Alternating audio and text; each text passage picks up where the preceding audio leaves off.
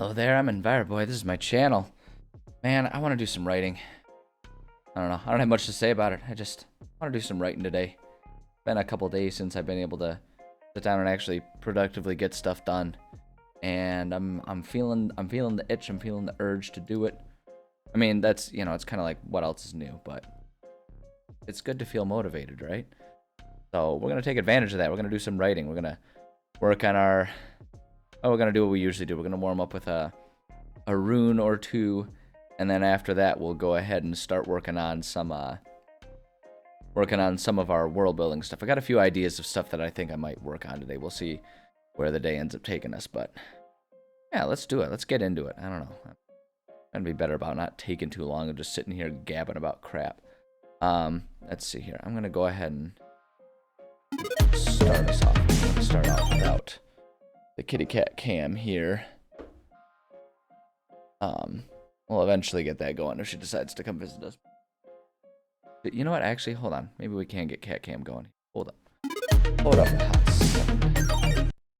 Okay, first off, I gotta untangle the cord here. You know how cords are. You know how cords get. There she is. She's over there. She's just over there chilling. So we'll go ahead and disturb her peace by putting up a camera, spying on her. What any responsible pet owner would do. Am I right? Yeah, of course I'm right. I don't know it's true. You know it to be true. There it is. Okay, we'll do that, and hopefully I'm careful enough to not bump it. Yeah, you can hardly tell. She blends in with that blanket pretty well.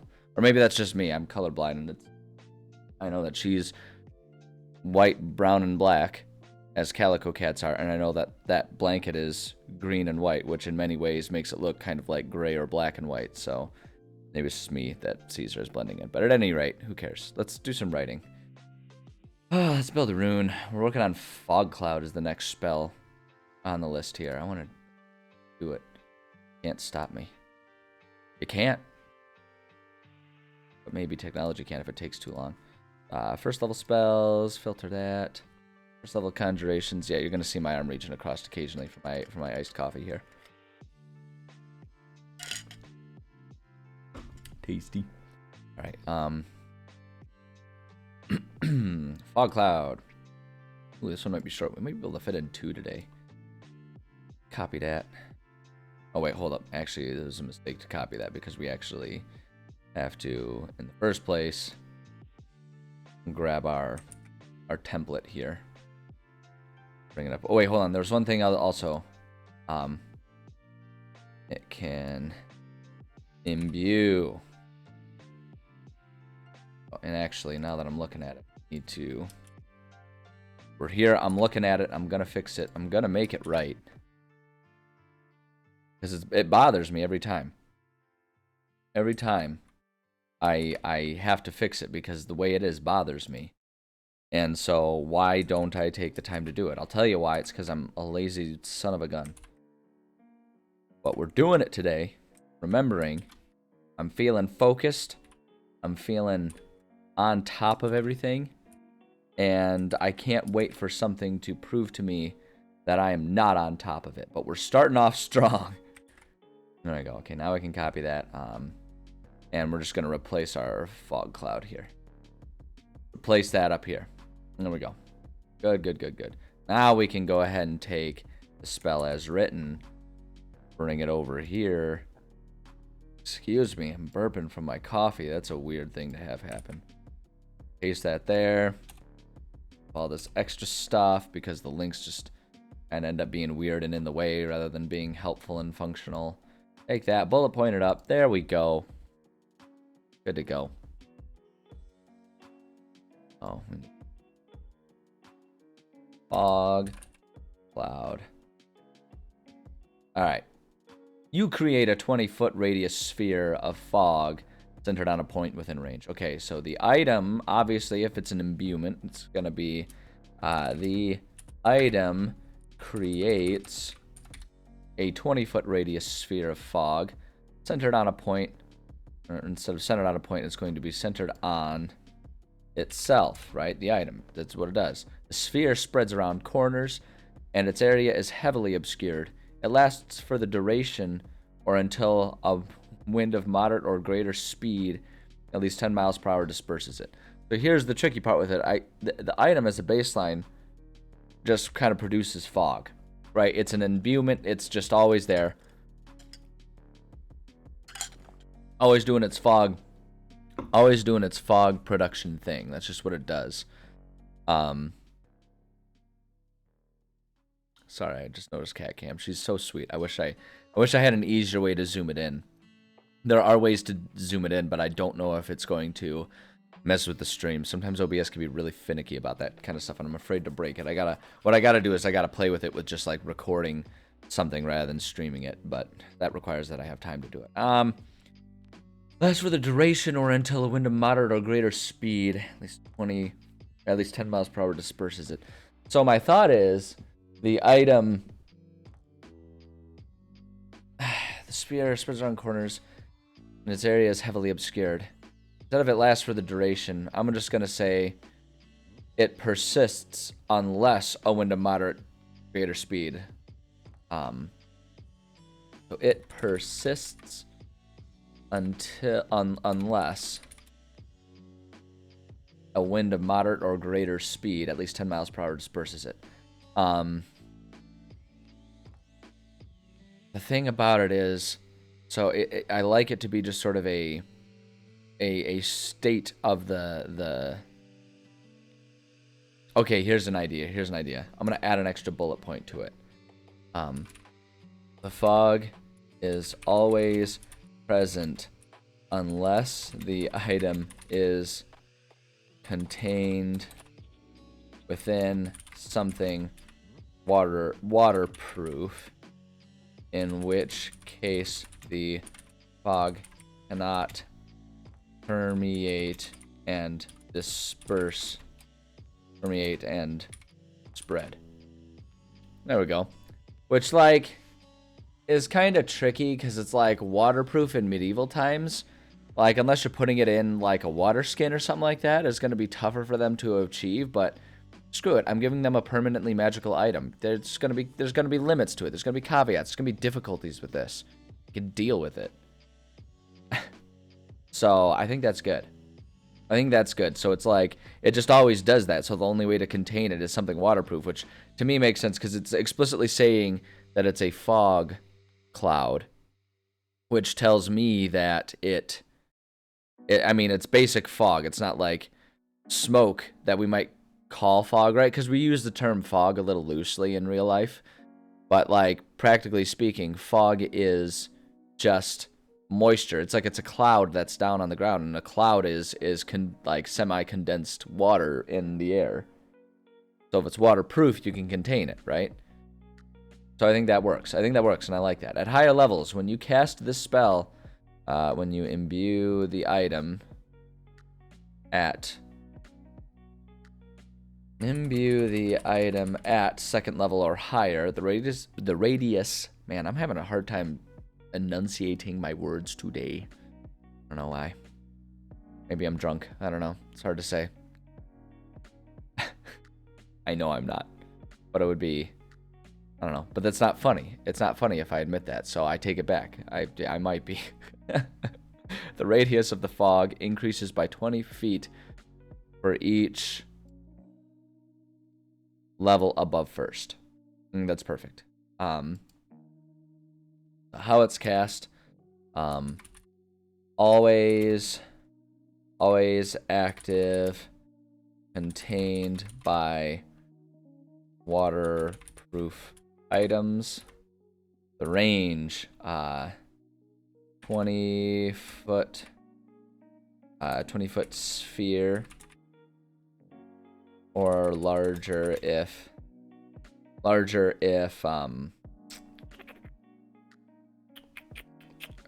imbued at higher level. That's what I'm trying to say. Imbued at higher level. Duration persistent. Right, it just keeps going and going and going and going and going. It's persistent. I'm such a terrible writer. Why does anyone ever watch my shit? I'm so bad at it. Attack save, nothing. That's NA. It's not. It's irrelevant. And the imbibement type, it's irrelevant. You know what? I'm getting rid of that. I'm getting rid of that thing.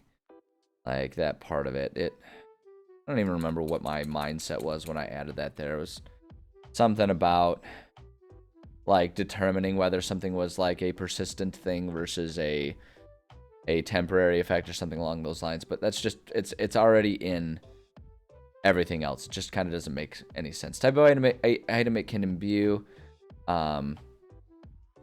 any item, but wisest choice is something easily attainable by a water skin.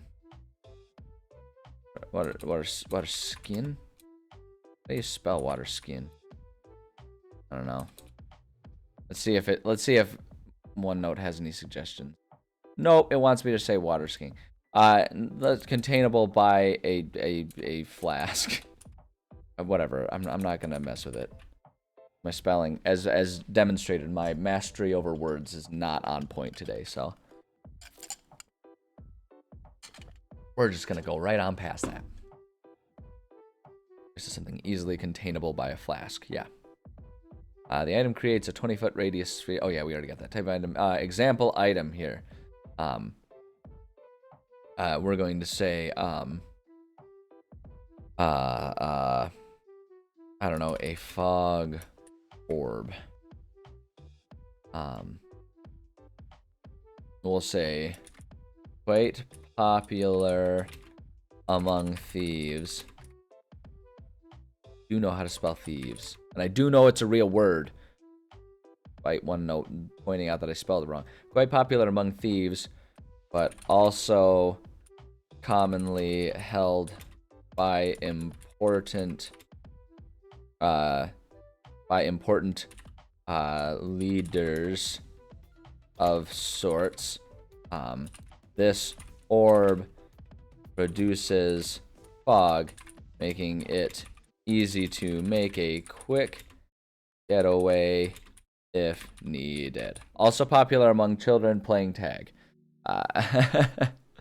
Iser Talks, yes, we're warming up by working a little bit on making not necessarily an item. It's a rune system that I've kind of created for my players, where we take the 5e spellbook and we make runes out of all of the spells. So that way, magic items are more fun, exciting, and personalizable, customizable.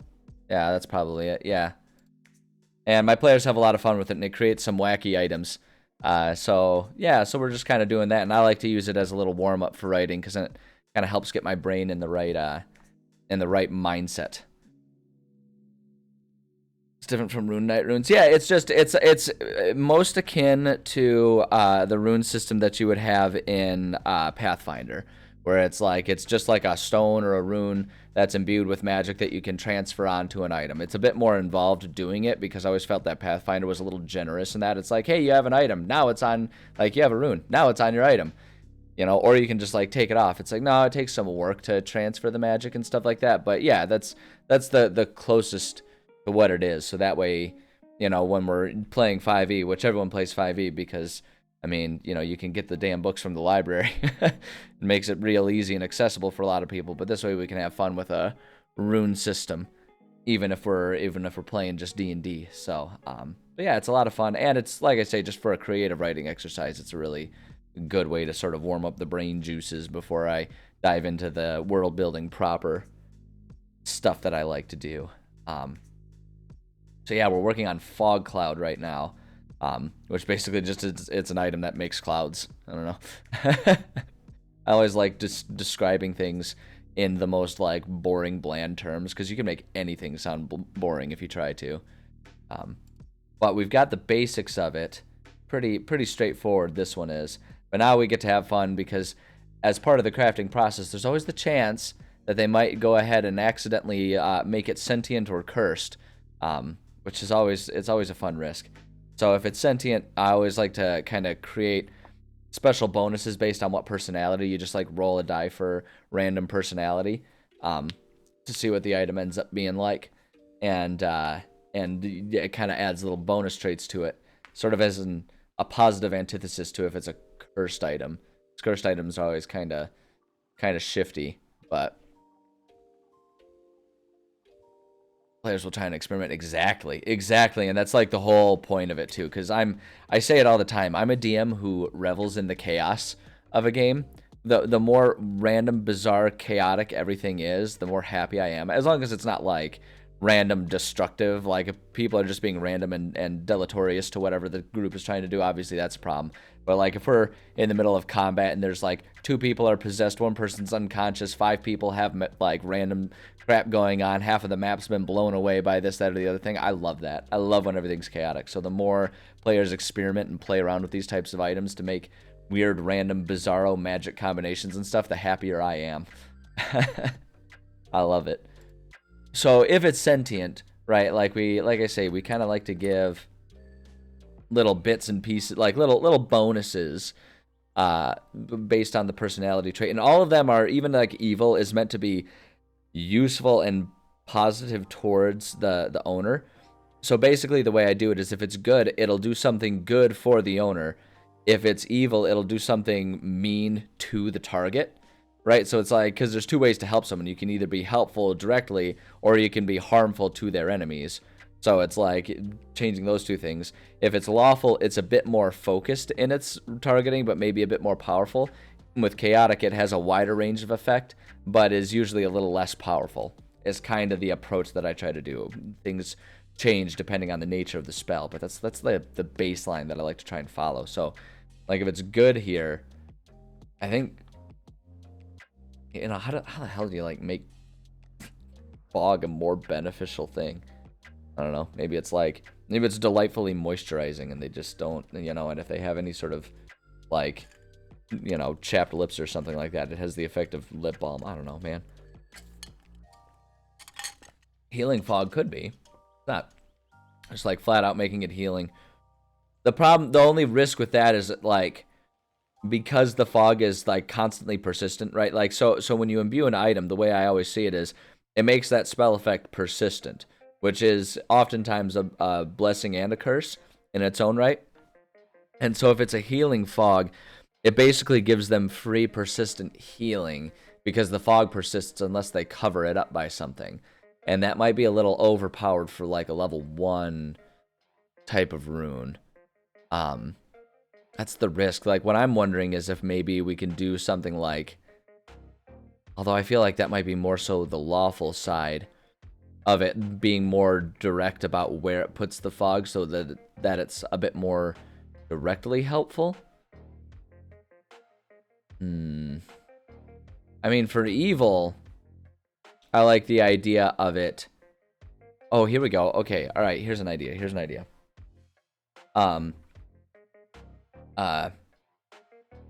So for evil, at least, the fog is extremely humid and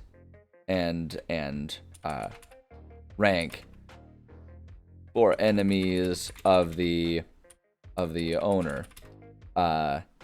Anyone within the fog must make a Constitution save, or else they lose their action as they retch over the smell, right? So it's like this like heavy fog that smells like a really nasty stinky swamp or something like that. And it's like any enemies who are in there will have to make a Constitution save, or else they lose that turn to being all grossed out. And the baseline is always, so this one will be DC 11 because it's always 10 plus the spell level. So level 1 spell. So it's not that hard to make the Constitution saving spell or save, but it's really gross. I'm wondering if we can do something like the antithesis of that, like where it smells really pretty and like, I don't know, it's like encouraging or something maybe. I don't know. That's a hard one because like, how do you have someone make a positive save, right? Lawful, I think what I'm gonna say is the item can direct the fog, making it heavier towards enemies. And it'll be, let's see here.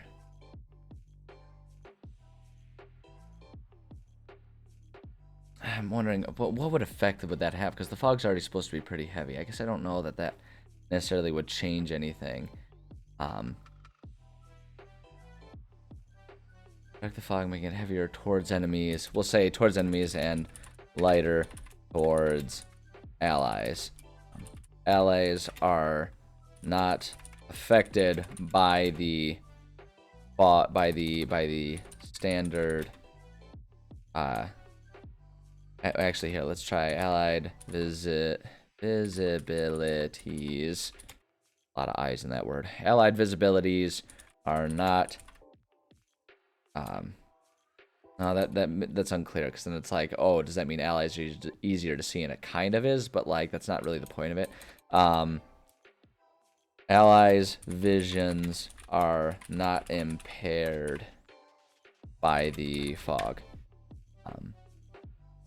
We can do that for it. And then chaotic, what I think we'll say for this one is the sphere has a radius of up to 30 feet, right? So it's a little bit bigger. But the fog is thinner, giving targets, we'll say giving all within the fog advantage on visibility based checks induced by the fog. So it's not as thick, but it's a wider range, so you get a larger effect of it. I think that works. I still don't know what to do for this one, though.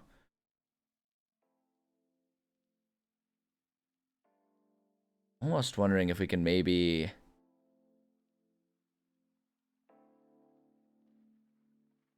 Oh, here's an idea. The fog is aware. It's kind of more of an evil one, but we can kind of say...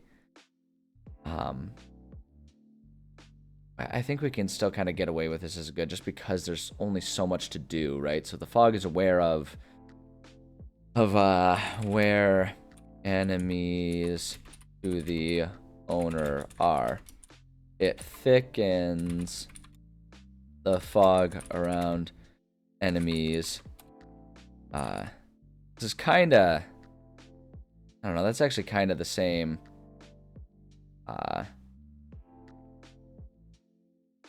Kind of the same as lawful, isn't it? I guess not. It's kind of the opposite of that, isn't it? So, like, allied... Hold on, is that supposed to be... Allies vision... friendly visions. The visions... I don't know. I don't trust myself with that one. I'm not a good writer.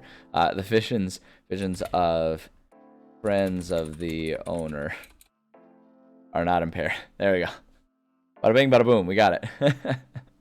Okay, I think this works. The fog is aware of where enemies to the owner are. Thickens the fog around enemies, offering targets to the owner so that they can still easily attack while surrounded by the fog.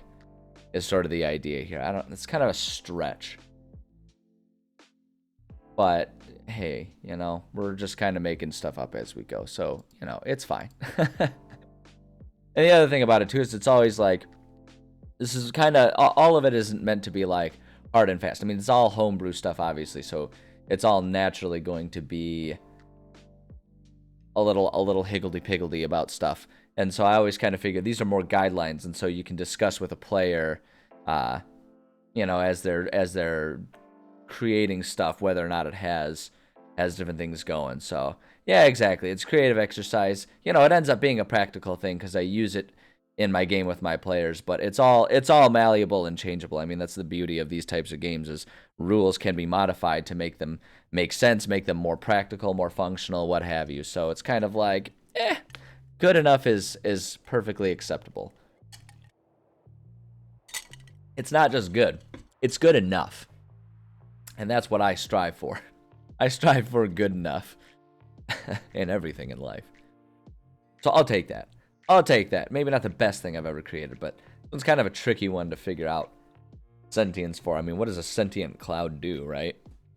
Like, I don't know, maybe the cloud just gets tired and decides to go up among its compatriots up in the sky, and it just is a cloud hanging out up there.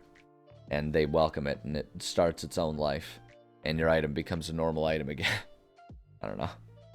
Anyway, if it's cursed. So cursed items always like... So I do cursed items a little different necessarily than like what rules is written tend to do with cursed items. Cursed items tend to be the like, once you have it, like you're just kind of screwed. I like to approach a cursed item more from the One Ring approach, where it's like there are benefits that encourage you to use it, but as you're using it, there's some risk involved. And my hope is always to make it seem like the risk is manageable until like circumstances would get in the way and make it suddenly a really problematic thing, is always the goal that I have with it. And so here's where, so we can either have the fog be persistently causing damage or persistently causing healing, things that might seem good and useful until a bad situation arises, right? And so my thought here is maybe we can make it so that the fog is like poisonous to all but the owner, right? So if the owner is like a gung-ho dive into combat type of person, they can go up there, be the one just aggroing, right? It can be a barbarian that has something that creates this fog, and they might think of it as a real benefit because they can go in there, attract everyone's attention or something like that, and suddenly it's great. But then it's like the problematic side effect is that it doesn't discriminate between friends or foes to the owner. So then if their teammates are too close for whatever reason, suddenly they're getting damaged too. To do that, the other thought that I have is that maybe it like, rather than just damaging visibility, the fog actually causes active confusion, and it would make anyone caught within the cloud like, they'd have to make like a wisdom save, or else they're, I don't know, something happens to them. But then again, it can also affect teammates. So it's like you have to be responsible about how you approach that. And it's the type of thing where it seems like it can be really great until suddenly you do it wrong and like half of your team fails a wisdom save, and they're all in big trouble, not able to attack or function properly. Kind of what my thought is here. Let me see something. I'm forgetting because there's too many rules, and I'm a terrible DM and I don't remember any of them. Is confusion? What exactly are? Got a spell confusion. Yeah, it's the spell. Couldn't remember. Okay, yeah. What are the effects of this exactly? Also twist creatures' minds, spawning delusions and provoking uncontrolled action. Each creature in a 10-foot sphere centered on a point you choose within range must succeed on a wisdom saving throw when you cast a spell or be affected by it. An affected target can't take actions and must roll a d10 at the start of its turn to determine the behavior of that turn. Creature uses all its movement in a random direction. Yeah, I think this is what I was thinking. I kind of want to steal this. And it also invokes confusion. So it's almost like it casts an extra spell. But I like that idea. And so the idea is that, like, you know, someone who's, like, being intelligent about how they use this stuff. And not really steal, just... Oh, no, I'm going to steal it. I'm going to steal it flat out. I'm not embarrassed to admit that. I'm happy to do it. I have no problems doing it. Because I think I just kind of want to use it as it is. Creature uses all of its... well, it's like I say, it goes both ways. I am more than happy to let anyone steal any idea they see me coming up with for their game. I encourage it. I find it flattering. Because I ain't making money off this one way or another. I'm just some scrub doing this for a hobby, so... steal everything you want from me. I'm on board with it. So it goes both ways. The creature uses all its movement to move in a random direction. Determine the direction, roll a d8. I like that one. Doesn't move or take actions its turn. The creature uses its action to make a melee attack against a randomly determined creature within its reach. There's no creature within its reach. Creature does nothing this turn. You can act and move normally. Yeah, I'm gonna absolutely take that. So we're gonna say, so the extra powerful benefit, the fog causes confusion to anyone caught within the cloud. Use the confusion spell. Make sure it's like all nice and clear. Boom, boom, confusion. Put it in quotes because it's an actual thing. Confusion spell. Effects and table to determine the effects of those caught in the fog. Boom. Problematic side effect is the item doesn't discriminate between friend or foe to the owner. So like, hey, if you're in it, it's gonna do that. Anyone caught within, I'm gonna say caught within the cloud, except for the owner. I'm gonna do that because I usually, like, you know, like I say, I kind of look at a cursed item as being like a one ring type of thing, in the sense too that it does have sentience, and it's like, so like with a sentient item, like just using the sentience rules, it's kind of like it views itself as a partner to the owner of the item, and so it wants to help the partner and be a better team. Whereas the cursed item it views itself as something separate, and so its success only is like it's got its own goals and missions to try and become like super powerful or be part of the most powerful alliance. So it'll work with the owner until it sees a better opportunity. So as a baseline, it'll make sure there's like a little barrier around the owner that is they're not impacted by the cloud, so they're not confused. So long as the item wants it to, but it's a sentient item, so it kind of makes its own decisions. And then what it takes to remove is always must be removed magically. If the owner tries to remove or abandon the item,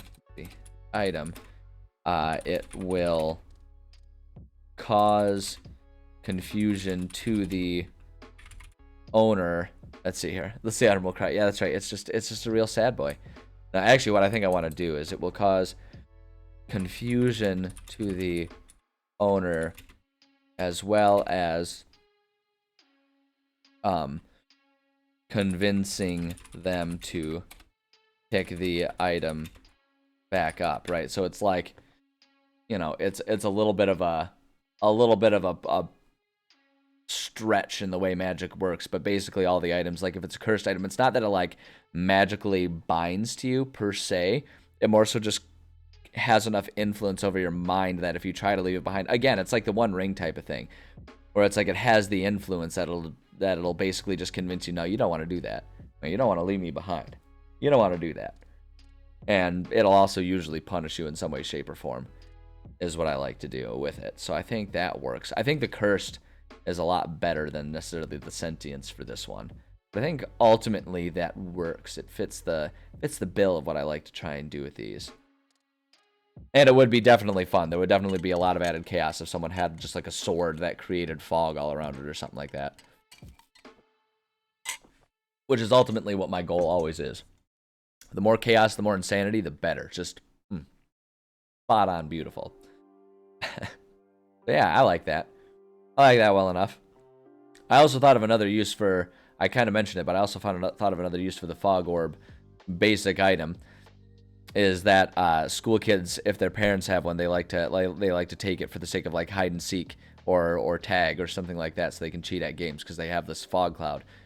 Like hide and seek, it might be kind of a problem because they'll see the fog cloud.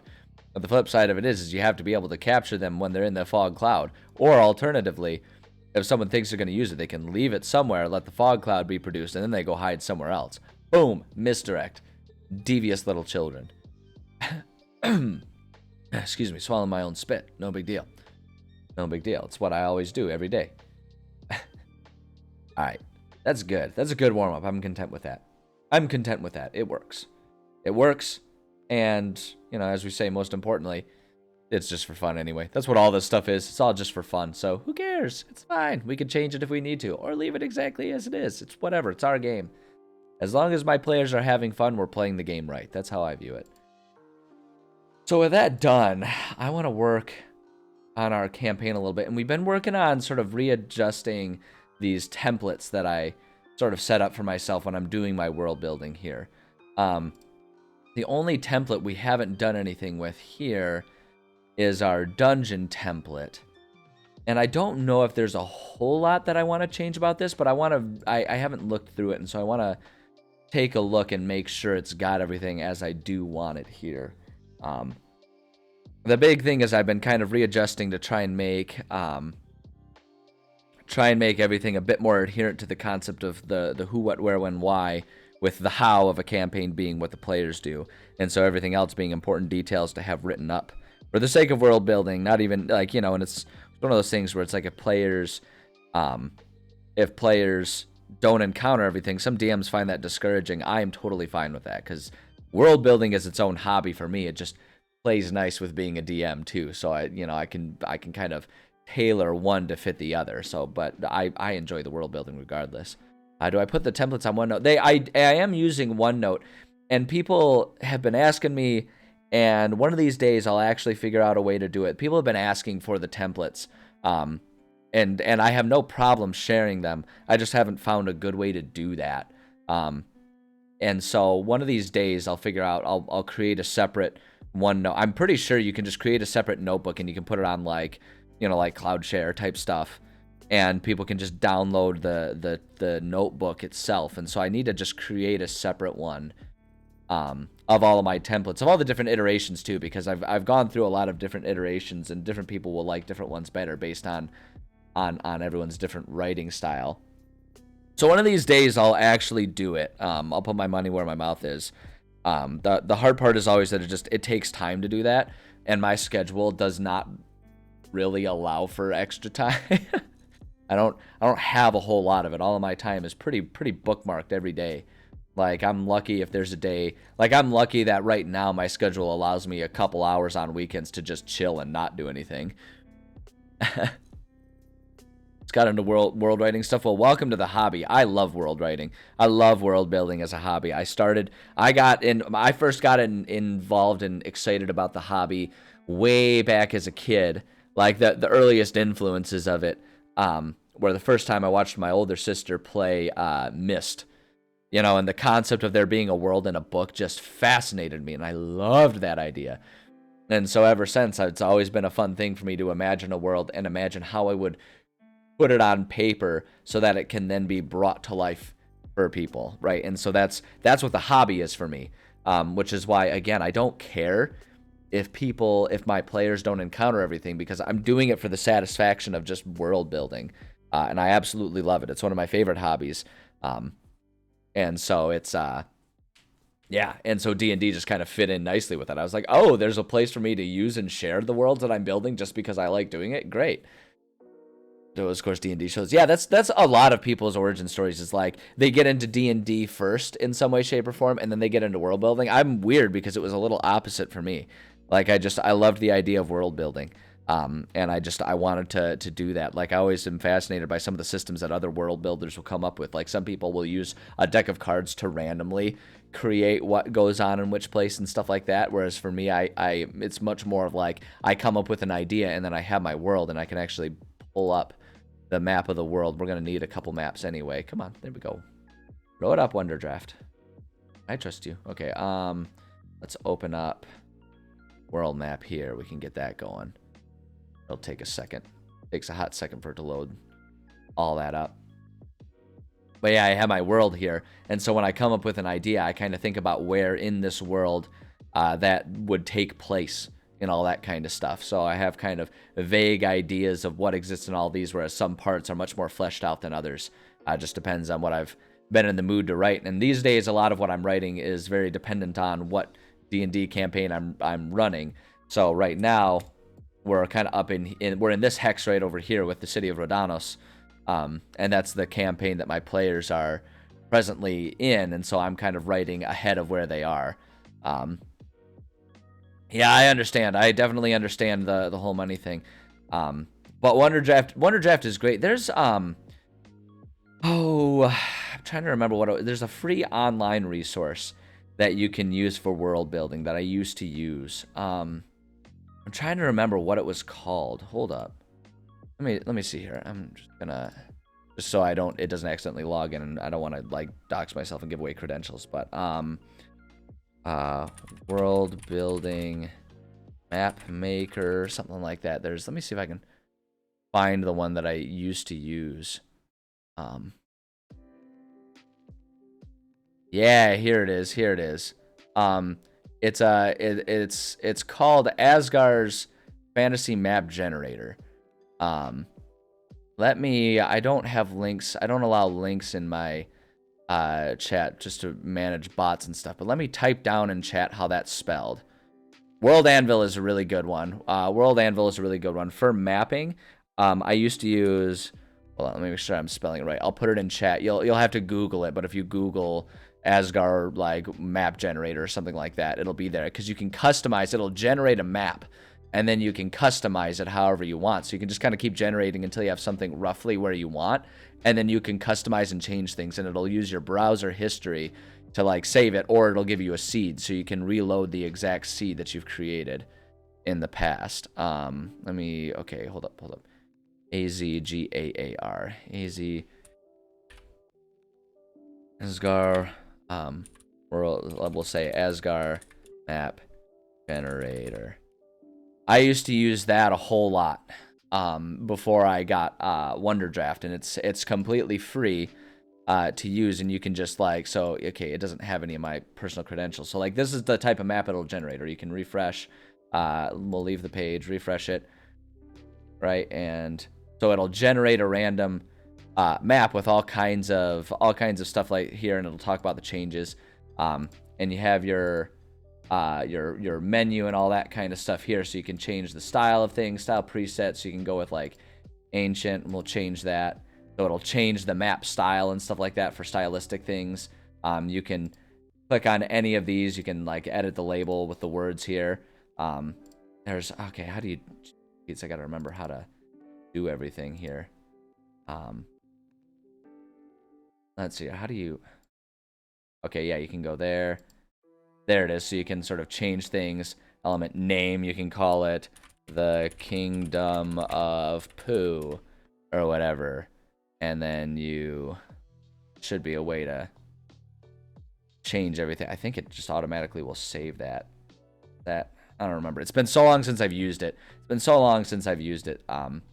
But you know, this is the tool that I used for a long time. And you can make changes how you want. You can change what things are water and all that kind of stuff. You can really customize it. So that's a really good one to use. Planning city for like source campaign from like level 1 to 10. Yeah, so there's another city generator that I used to use. I might even still have that one saved. Hold on, let me see here. In tools, do I even have that one bookmarked? I don't know if I still have it bookmarked or not. Any random tables, D&D speak. Let me just try city map generator. This one's a little different. It doesn't save anything. We'll leave the page. That's fine. Is this the one? Might be the one that I'm thinking of. Yeah, this is the one that I'm thinking of. So here's a city generator. This Wadabow or whatever. But this can generate random cities, and you can again change some parameters. Warp color scheme exporters generate some. We can do like new city here, right? It'll generate some stuff here. There's supposed to be some ways to change some of the parameters about how big or small it is. Settlement, yeah, here we go. So reroll names, districts, right? You can kind of reroll the names, points of interest. You can kind of change everything up like that. So this is a really good tool as well. There's just a couple free tools so that you can use those in the meantime until you really dive into it, and you do like I do, and you save up and you spend, too much money on all of these types of things that you use. I mean, it's such a big part of my life that I considered an investment in just my own happiness, and then now it's like, hey, people like watching me stream this stuff. It's like, oh, great. That's fun. It's a shared hobby now. But yeah, so this is my world, and we're working on this campaign here. And I've had a bit of a buffer. I've written further than where my players are, so I've had a bit of a buffer that I can kind of play around with stuff. I can take some time to modify these templates a little bit. And so, like I said, we've worked on sort of the territory template, our city template, and our shop template. And shops are kind of more like, not exactly just for shops, but the basic idea is like a friendly, safe location template. And then the dungeons are like a dangerous, specific location template, because that's kind of how I like to organize things, right? So we have our territory, which is usually about 1 hex worth of space, kind of what I consider to be a template or a territory. And then we can load up. So it's like we have that hex, and so that turns into, here we have our territory template right here, right? And so like this is what the whole territory looks like. And so we have a page that has all of our notes that are important things about the territory. And then the next level is like a city or a location at large, which is sort of like the overarching city stuff right there. And that can even be for smaller stuff. Like I have later versions of this map for the players to use as they're finding and mapping out different things. But there's like cities down here and up here, different locations that aren't really cities, but are overarching locations. And then there's within the city, the locations such as shops and dungeons, right? Safe places and not safe places. And dungeons are where the majority of like the game takes place, because that's where they're out and exploring and stuff like that. And then everything else is kind of more so theater of the mind, conceptual type stuff. But those are kind of the 3 levels that I set my campaigns at. You know, the bigger overarching territory, the individual locations, and the important points of interest within a location is maybe an easier way to think about it.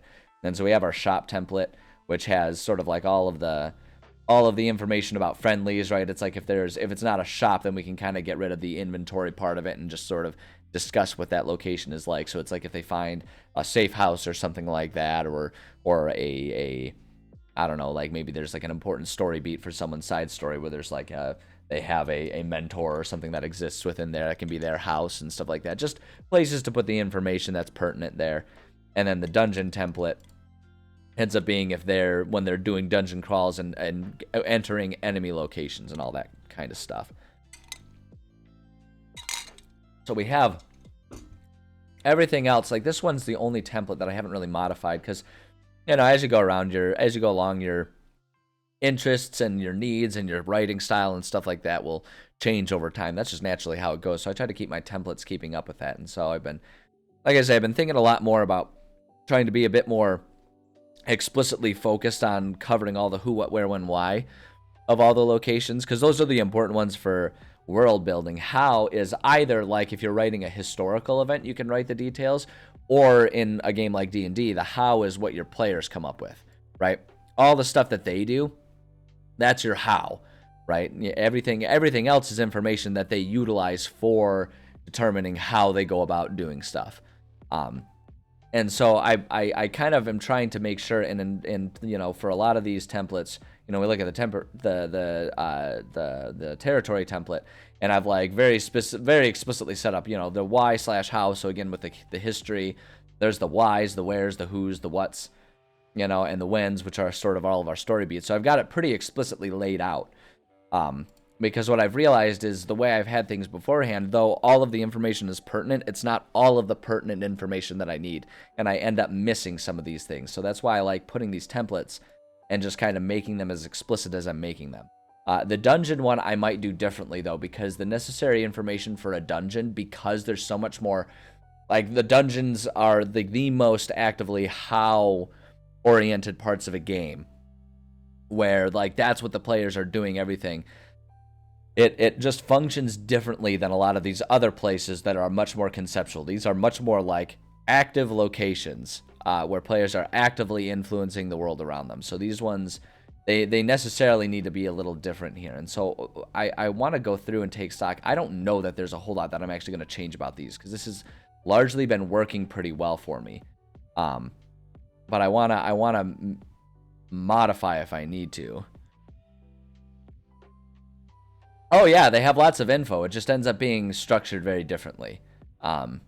There's a lot of, it's not the same like historic descriptive stuff. It's more so mechanical stuff. So like with the setting, so I have the history of the setting, that's good. We have thematic elements, that's good, and we have the primary tasks that are like, I think I want to change this though. I've been trying to be better about how I approach dungeon making, because one of the biggest things that can lead to railroading and frustrated players is if you create a to-do list for them, per se. Like if you create like, oh, they must do this to achieve this, that can be frustrating for players because that can limit the creativity a lot. So what I'm trying to do is think about it more so as like, what are the primary problems? What's the problem here? And it's up to them to figure out what they want to do to solve it, right? So it's like you give problems and you give resources, and the players are the ones who come up with the solutions. So I've been trying a lot lately to make sure I'm being really aware of that, because if I try to say like, oh, they need to kill this guy to do this, that, or the other thing, that really limits what they're doing, right? Because that necessitates they have to kill them. So if they come up with something else, my options are to either be caught off guard and try to ad-lib, which for me and my style doesn't work very well. I'm never as thorough when I do that. Or the option is to say, the problem is that this guy is present and he's an enemy. And that's all we do. And then we give them resources and we just let it be what they want to do, right? And if they want to capture and interrogate, they can do that. If they want to try and convert them to their side, they can do that. If they want to kill them, they can do that. It's whatever they want to do, and that makes it a bit easier for me to write things around the unknown of what players are going to do. Because if you spend too much time trying to act like you know exactly what players are going to do, I mean, I have a lot of ideas, and I know my players pretty well. I know pretty well what they're going to do in any given situation, but they surprise me all the time. And if I'm sitting here putting too much stock in knowing what they're going to do, then I'm going to be caught off guard. It's going to be frustrating. I'm going to have to rewrite a lot of stuff. Whereas if I'm much more like open-minded about all the stuff and say like, here's the problem, it's up to them to solve it, it leaves me much more open-minded and much more ready to work with whatever they give me. So that's kind of, I've been trying to change my mindset about that. And so this part needs some editing, but not necessarily from the who, what, where, when, why approach, and more so just adjusting how I think about it when I'm writing. How's it going, Sniper Bait? Good to see you. Glad to see you here again. So yeah, I'm just gonna get rid of that because I have saved copies of all of these old formats. So if I bungle it up, I can really go back, and it's really not much of a problem. Primary problems here. So I want to just say, make sure to write broad problems and not discuss the explicit solutions, as that's the player's job. Good examples are things like, boom, boom, just give myself a couple examples, so if I'm tired or not thinking right, I can look at a couple examples. An enemy lives here and has an army that must be dealt with, right? Or there is some hidden item here that players are after, right? So it's like the problem is that the item they're after is hidden, right? Things like that. Bad examples include players have to kill so and so to progress, or players must find the key to unlock a door and find the item, right? Because here's the thing.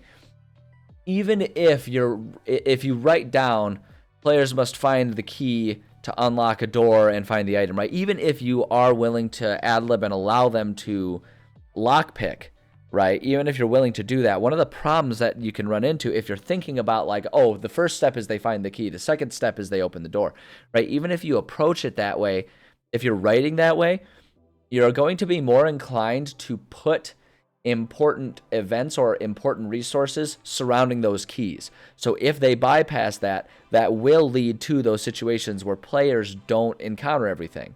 Now, if you're okay with that, it's no problem. It's no problem if they're okay with that. If you're okay with that, I should say. But if you really want them to explore entire places, You need to be able to write your dungeon in the way that you're going to run it. So if there's the chance that they can beeline straight for the item that they have to unlock a door for or something like that, you need to make sure you put every important thing, every maybe important piece of information or what have you, in the direct line of that. Because if they bypass everything else, you don't want them to miss important things. Because a lot of times, because that's a trap I used to set for myself a lot in the past, and I've learned from that, is I'll be like, okay, I need them to also find this information and this information and this information to set up the next, the next mission that they're going to encounter. And so I can sit there. So I would sit there and I'd be like, okay, well, I need to plop this information as well as these items around here. And if I wanted to say like, oh, something's locked behind a door, we'll put some information with the key that they need to find, right? So that way when they find the key, they also get information about future stuff. But if they then bypass that key, then it's like, oh, shoot, how do I give them the information? Because I put it here assuming they would go find that, but they found another way around. That's the risk. Because you can then either say like, oh, no, that key is impossible to lockpick. And you're kind of metagaming it away because you're telling them like, that's where you need to go, but you're not allowed to go there yet. And that'll start making players feel railroaded. So when you're writing these things, make sure to just assume, hey, this is the problem that they're trying to solve. And anything that's like critical to the campaign is in some way, shape, or form in direct line of them from beginning to the final goal. Even if there's all kinds of wanderings and branchings and stuff like that, you need to make sure you offer those types of things. And so it's less about making sure that you, how do I want to say this? Like being attentive to these things is making sure you don't write yourself or your players into a corner, right? It's less about the right or wrong way and more so about setting yourself up for success.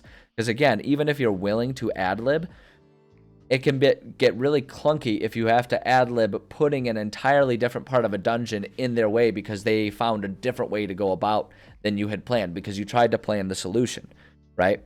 Like you tried to plan the solution and then they found another solution. So either you need to scrap everything that you had in mind or you need to adjust on the fly. And both of those can be really clumsy and clunky. Whereas if you plan for there to not be a solution and you just plan to make sure that there are unmissable things for them to get, then you're going to set yourself up for better success and a more seamless transition going from one area to the next or what have you as a DM.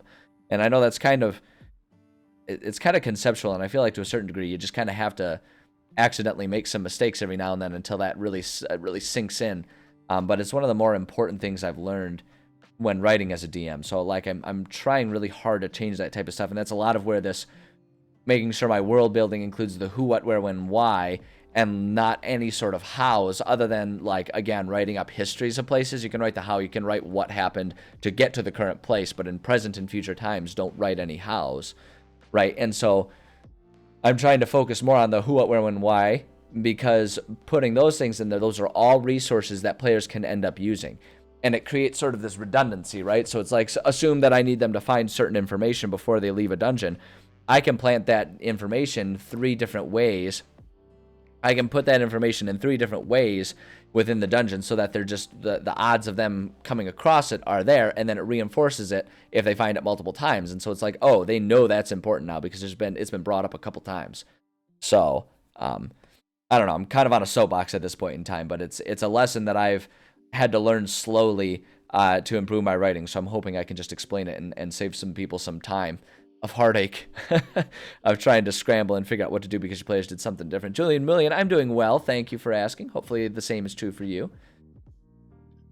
But yeah, so I want to change this, and I want to look at thematic elements. I almost don't even want this or use this anymore. I think I'm gonna just nix that. Honestly, I don't really want that there anymore. So like our history here, that's like the how/why. You know, why does this place exist? Why is it here? The dungeon, history of the leaders, you know, what are they wanting here? So we can do the history there, the primary problems, that's kind of the what, like what needs to be done type of thing. And then so here obviously we've got all of our who's, or we're talking about villains. I kind of want to change this a little bit here.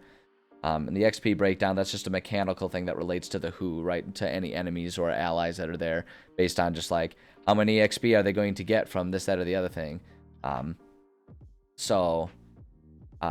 This is all important information, but I think I might change it functionally. But we've got our why, we've got our what, we've got our who, and then the only other things are when and where, which are all kind of taken care of when we do our room by room breakdown, right? Where things happen and when they happen, based on, which is like basically when players arrive at that room. So no longer in kickboxing for a short time. Is that injury related perchance, or like maybe you're just busy? That's a bummer though. I know I've had periods where I can't kickbox, and for me it's always a big bummer. But then again, that's a big part of my life. I mean, I train 5 days a week. I coach 2 days a week. Well, more, and ends up being more than 2 days a week. I lead class 2 days a week. I end up coaching like 4 days a week because half of the classes I'm there, I end up working with beginners while everyone else does other stuff. But hopefully it's not like seriously. Oh, is it injury related? Oof. I'm sorry. That's rough. That's rough. That sucks. I just looked after my knees and hips. It's yeah, I mean, it's never too late. It's never too late. Well, I guess I don't know your personal situation, so maybe it is. I don't know. But I always tell people, do what you can. Do what you can, and just kind of do as much as you can. And you'd be surprised.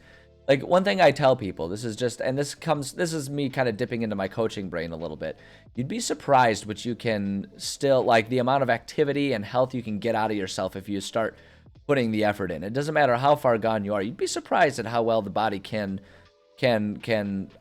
recover and adjust and improve when you just put in good focused effort, right? It has to be focused effort. You can't really do things all willy-nilly. And that's a lot of times where like personal trainers and stuff come into play. But you'd be surprised. But then again, I don't know your personal situation, and maybe I'm just being insulting right now. So if I am, I apologize. But yeah, like there's amazing transformations can happen, and that usually it isn't related on what your starting point is. It's related to what your dedication is and how focused and intentional you are with whatever program you get yourself on.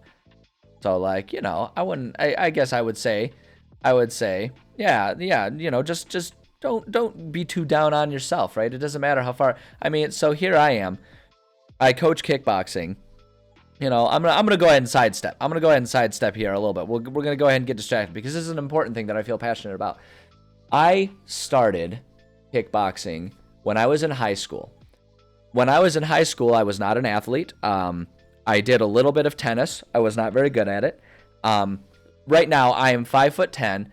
How's it going, Crisanti? Good to see you. Right now, I'm 5'10", and I'm a little chunkier right now than I'd like to be. I'm at about 170. My starting point in high school was the same height at about 220 pounds. That's when I got into kickboxing. I was depressed and suicidal at times because of that. And I got into kickboxing as a way to try and just build some self-esteem. And after 10, 15 years of effort focused, of ups and downs, there were times when I was depressed and suicidal again. There were times when I plumped back up to another like 210, 220 pounds again. Sometimes that was at the same time as the depression. Sometimes it was because of it. I have gone through lots of ups and downs, and yet still here I am, presently at the gym, one of the most dedicated and most active individuals, because even among most of the people that train at my kickboxing gym, they show up for 2 to 3 classes a week and call it good there. Whereas for me, my baseline is I get up at 4 a.m., I do some sort of conditioning for about an hour in the morning, and then most days of the week in the afternoon, I go and do some sort of kickboxing. So, my starting point wasn't the worst one that existed. It's not the worst one that anyone could imagine, but my starting point was not, I wrestled in high school and it was easy for me to adjust, like a lot of people who get into, especially like kickboxing and stuff.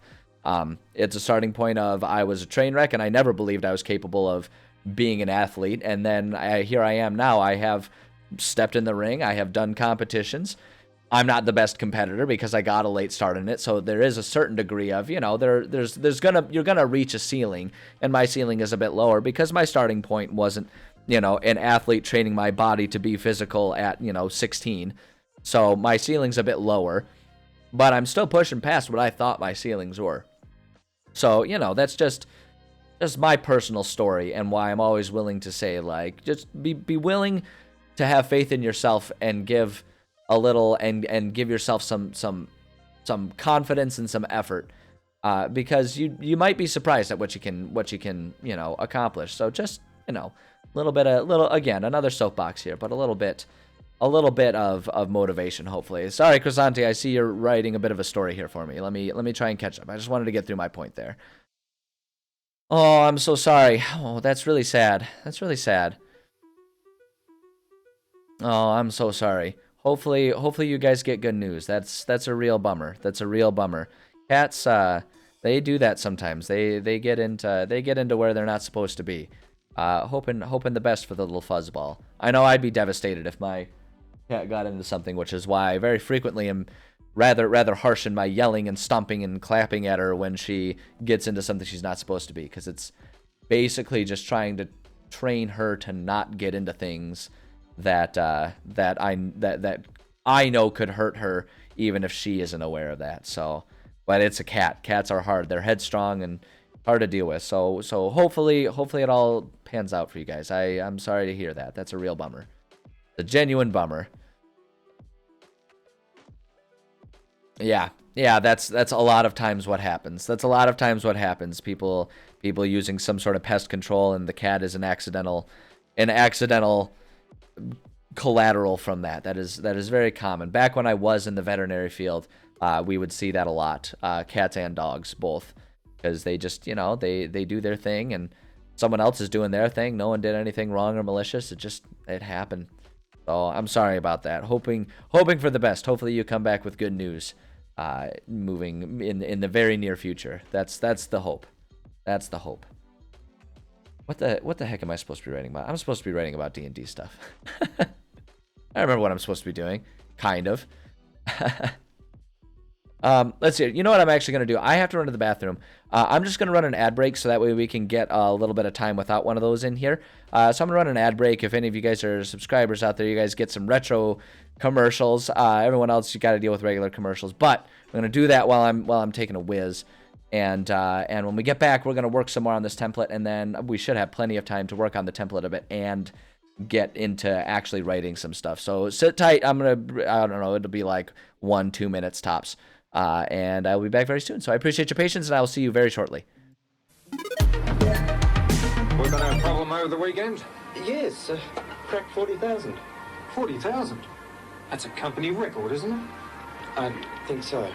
Play some real power games with a new Nintendo Game Boy. There's a mind-bending Tetris game cartridge included, and a whole range of other powerful games to collect. Rematch at 1? Ibag's first turn. The only power games worth winning are on new Game Boy. MCA Universal Home Video and Amblin Entertainment invite you to believe your eyes. Hi?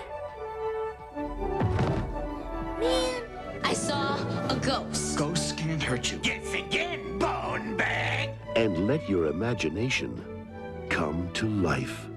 Cool.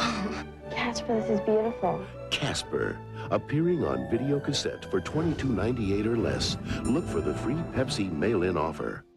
Hey now kids, come gather around, see what just skipped into town. But the very best thing of all, there's a counter on this ball. So skip it, new and improved Skip It from Tiger Toys. I just unrolled this new fruit by the foot. It's color by the foot with crazy fruity colors all on one roll. First is wacky yellow. Yellow that's more fun than yellow ducks limboing in yellow polka dot pajamas. Yeah, wow! There's fruity red. Red that's crazier than my red-headed anti in red stretch pants on a red pogo stick. Then weird green. Green that's freakier than a green Martian with a green toupee. With all the fruity colors that keep coming and coming and coming, I'll run out of time before I run out of foot. New color by the foot. It's foot after foot after foot of colorful fun. Earl, what is it? A horrible nightmare. Somebody call me? We were all tiny and the cave kids were giant. They could make us move. And then a strange voice said... Now, every McDonald's $1.99 hamburger Happy Meal comes with one of 6 Dynamotion-powered dinosaur toys like Earl and everybody's favorite... Let me guess. Baby.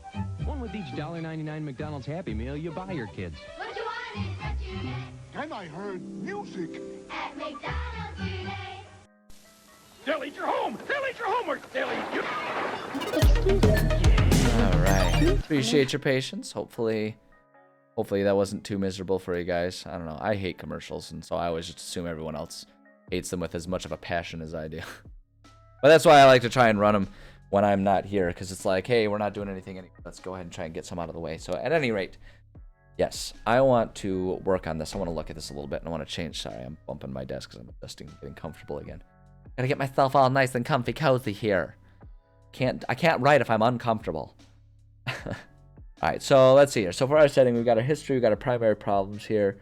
I think that's good. I don't think we really need anything else here. Setting, I'm just going to, just for my own conceptual understanding, this is our what/why, right? So we got those two things. Villains and allies, this is our who. And then this part, map details. I'm just going to change this. That's just an irrelevant thing where I understand everything. Map details, where and when. And when. Where and when.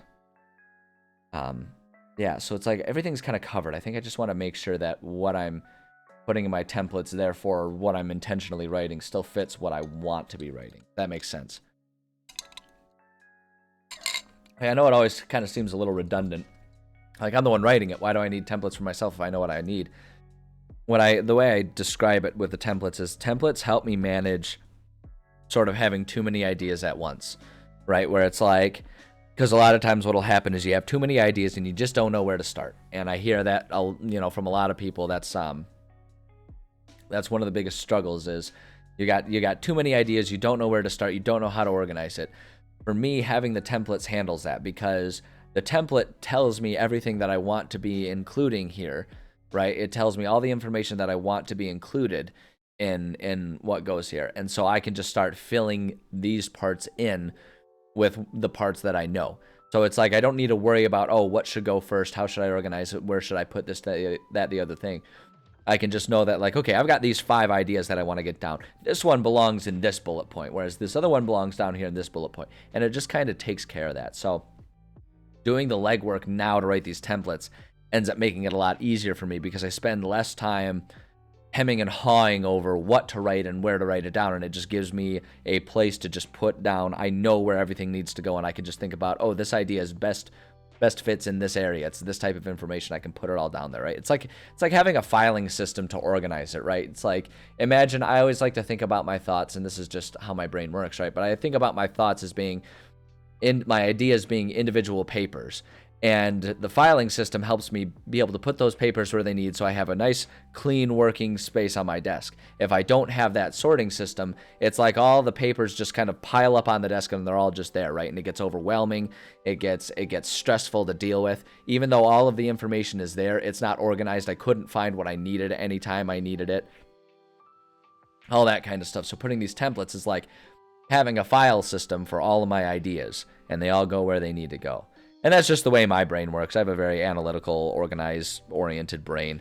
So everything I always say, a grain of salt especially when it comes to like these templates and my writing style, right? It's like, if it doesn't work for you, then by all means, don't try to make it work for you. Find a system that works for you. The important thing at that point to take is understanding the concept of finding a system that works for you, right? Because some people just don't even think about it that way. And it's like, you should be finding a system that works for you, regardless of what that system is. So anyway, sorry, I'm very soapboxy today.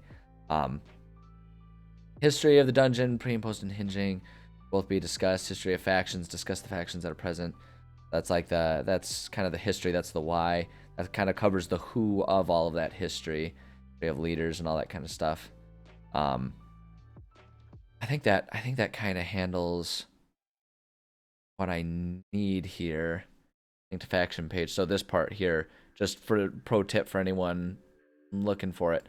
One note, you can copy link to page, right? You can copy a link to a page and link it elsewhere. So you can have like a lot of cross-referencing, indexing and stuff by having clickable links. And so that's what I'm always talking about here. Just to offer that there. Yeah, that's good. The description here, that's kind of just the sensory. This is where we kind of give the sight, sound, smell. sort of like what's it like when you walk into the dungeon here, walk into each room, and a lot of that ends up going down into those other areas. That's for the territory, and like I say, for the dungeon, we don't need that so much because that all goes in here when we're doing these types of things.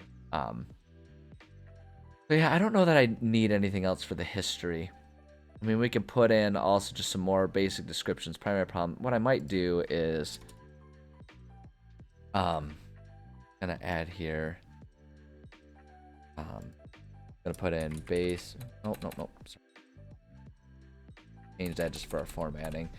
Basic description. This is meant to be a very not regimented part of it. Give the inside book cover of the dungeon. What do the players see, hear, or smell as they first approach? Oh, there it is. Yep, first approach the dungeon. Question. There we go. So just to offer that there, that's like the present time. Then we can talk about the history a little bit, talk about the primary problems here. Again, I think that's all we need to do for all of that. The only other thing that I want to do is I'm going to put down, make sure to have sub-bullets if there are important prerequisites for any problems, as in players must have beaten X at beaten, we'll say so, and so at X location for them to have led to this location. Right, so it's like if there are prerequisites, you want to make sure you put those there, especially if you're going to do what I try to do, which is foolishly make your campaign a sandbox so they could in theory go in any direction and find any location at any given time. Just because they'll get to a location doesn't mean that there's going to be stuff to do there. And that's an important thing to keep in mind with a sandbox area, is like there's a certain art to it, and I'm by no means a master of it, but I'm getting better. There's an art to having a sandbox that is still a living area, right? Keeping in mind and understanding what a place is like if players go there too early or too late. Because if you want to not have it be railroaded, right, you want to be able to provide a certain level of sandboxy stuff. And basically what I've noticed is, like, what I've kind of found, what I've settled on, is the trick is to be unapologetic about making something as difficult as it needs to be, right? So if players go to a place really early, either because they've speed run everything and haven't leveled up properly, or because they're just being exploratory little pukes, ignoring the main storyline, which is, you know, the way I play every video game ever, so I can't make fun of them, right? But if that's what they're doing, you need to be unapologetic about the difficulty, because what's going to happen, you have two options. Well, not really two options. You basically, well, I guess, yeah, there's two options. You can either, when you're writing a location, write it up, you know, 5, 10, 20 times over so that it's the proper level for whatever level your players are when they rise, which is kind of the video game approach, right? Where it just sort of randomly produces enemies that are at the proper level for the player. A lot of them will do that. Or the alternative is you're going to be constantly scrambling to try and write in between sessions about what, oh shoot, they're here early and so they have to do this. So the trick that I found is to be unapologetic with how difficult something is, and just like maybe have a meta discussion with your players and say, if someplace is too hard, you should think about running away, right? You should think about running away. And then as far as story beats go, make sure that there's nothing encouraging them to go there until they're, in theory, ready for it, right? So it's like, so like I say with this thing, like there might be always something to do there, but there's nothing encouraging them to do that until they've done this prerequisite. So you can make it so they can go there, but it's going to be too difficult and there's not really going to be anything for them to accomplish, right? And you just kind of have it be this vague dungeon that doesn't have much going on for them to discourage them. So it's a real challenging situation to try and figure out how to do that. And the biggest thing that I've noticed is design them for the level it's intended for, and then just make sure that the hints about it don't show up until the right time in the game. And the best way to do that is to have the mission points be linear, but the world is not linear. They can go around, but they need to go to the right place and solve the right problems to unlock other problems, right? Have problems be the result of other solutions, so to speak. Do things like try and fight armies and tame Tackans and wonder why they die. Yeah, seriously, I oftentimes will have discussions with my players about, like, I think the thing is like we get so hung up, you know, we watch actual play podcasts or listen to actual play podcasts, you know, like we listen to games that are you know, we have these players that are really good storytellers, and we don't think about the fact that they have the chance to sort of discuss and plan and produce a game as opposed to just playing it on the fly, right? Even if they are playing on the fly, there's a certain level of like editing they can do, and so we never hear the meta discussions. But the fact is, games like this, it's important to have meta discussions, right? It's important to sit down with your players and say like, hey, keep this in mind about the way this game is going so that they can avoid those types of situations. I a lot of times will have the opposite issue where my players will be so cautious that they will be like level 10 and they won't go battle, you know, a nest of 3 boars. Because they're all like, oh my god, but like, you know, what if it's too much? What if we can't handle that? Do we really need to go there? And so I almost have to do the opposite with my players a lot of times where I have a discussion. I sit down and I'm like, guys, if you do not accept the call to adventure, there is no adventure. I respect that you are trying to be cautious and realistic with your characters, but the flip side of it is you understand that we're playing a game. And so if every time I present the game to you, you ignore it and say like, oh, it sounds too dangerous and don't go, the game you're playing is The Sims. You're not playing D&D. You're not creating heroes. You're creating people that would, like, by the sounds of it, realistically never have left the city in the first place. So it's like, you know, don't be afraid to have those discussions with your players and have those little meta discussions. A lot of times the way I'll put those in there is like, if they're 2 rounds into something and they just haven't gathered the fact that like, oh shoot, we're in way over our heads, I'll tell them, I'll be like, I'll start dropping in those hints when I describe things. I'll be like, yeah, your attack misses and you're starting to get the sense that this just isn't something you're going to be able to handle today. Like, you know, wink, wink. Build an adventure discussion. Yeah, constantly an issue. Because, you know, and it's like, I don't even blame players, right? Because they get attached to their characters. They get excited about keeping their characters alive. They don't want to see their characters die. So it's like, I totally get it.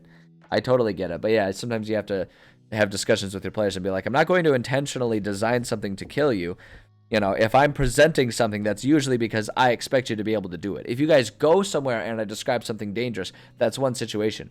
But if I say, hey, this person comes up to you and is all like, oh no, my house has been taken over by goblins, can you please help? That's me saying to you, you guys can handle this, and this is a good adventure for you guys. It's not the time for you guys to be like, oh, I don't know if we can handle that, and then let everyone hate you because you never help them, even though you're supposed to be adventurers.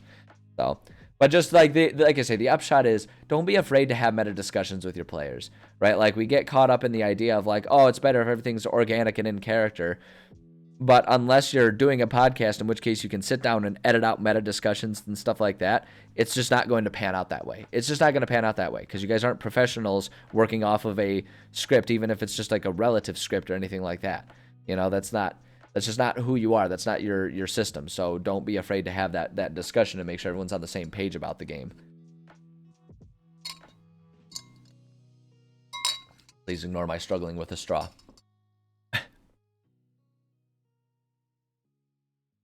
Gold drains and foods more strictly to motivate. Yes, I've done that type of stuff too.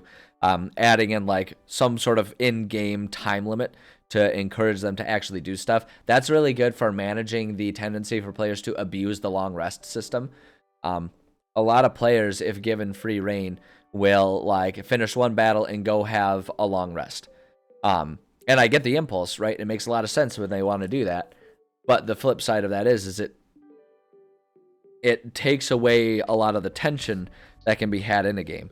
And it takes away urgency. So I will do stuff like that a lot where I'll say like, okay, you guys only have you have X days of resources that you're able to carry with you because you only took 1 horse with you or whatever, right? You didn't take a wagon or whatever. So that's a good one. The other one can be like, okay, this impending danger is coming. You have X days to get the resources that you need, and so then they have to go out and they have to be responsible about that kind of stuff, and they have to figure out how to balance. So that can be a really good way to motivate people. Absolutely. Let's see here. So for this template, I think these are good. So I want to change this a little bit. I'm going to change this up. And I'm just going to alter this. And rather than dividing between main and side villains, we're just going to say villain, talk about, we're going to say important villain. And so we're just going to say talk about the key enemies that aren't just slaughter fodder. Hold up. Slaughter fodder. Which is what most enemies are in D&D.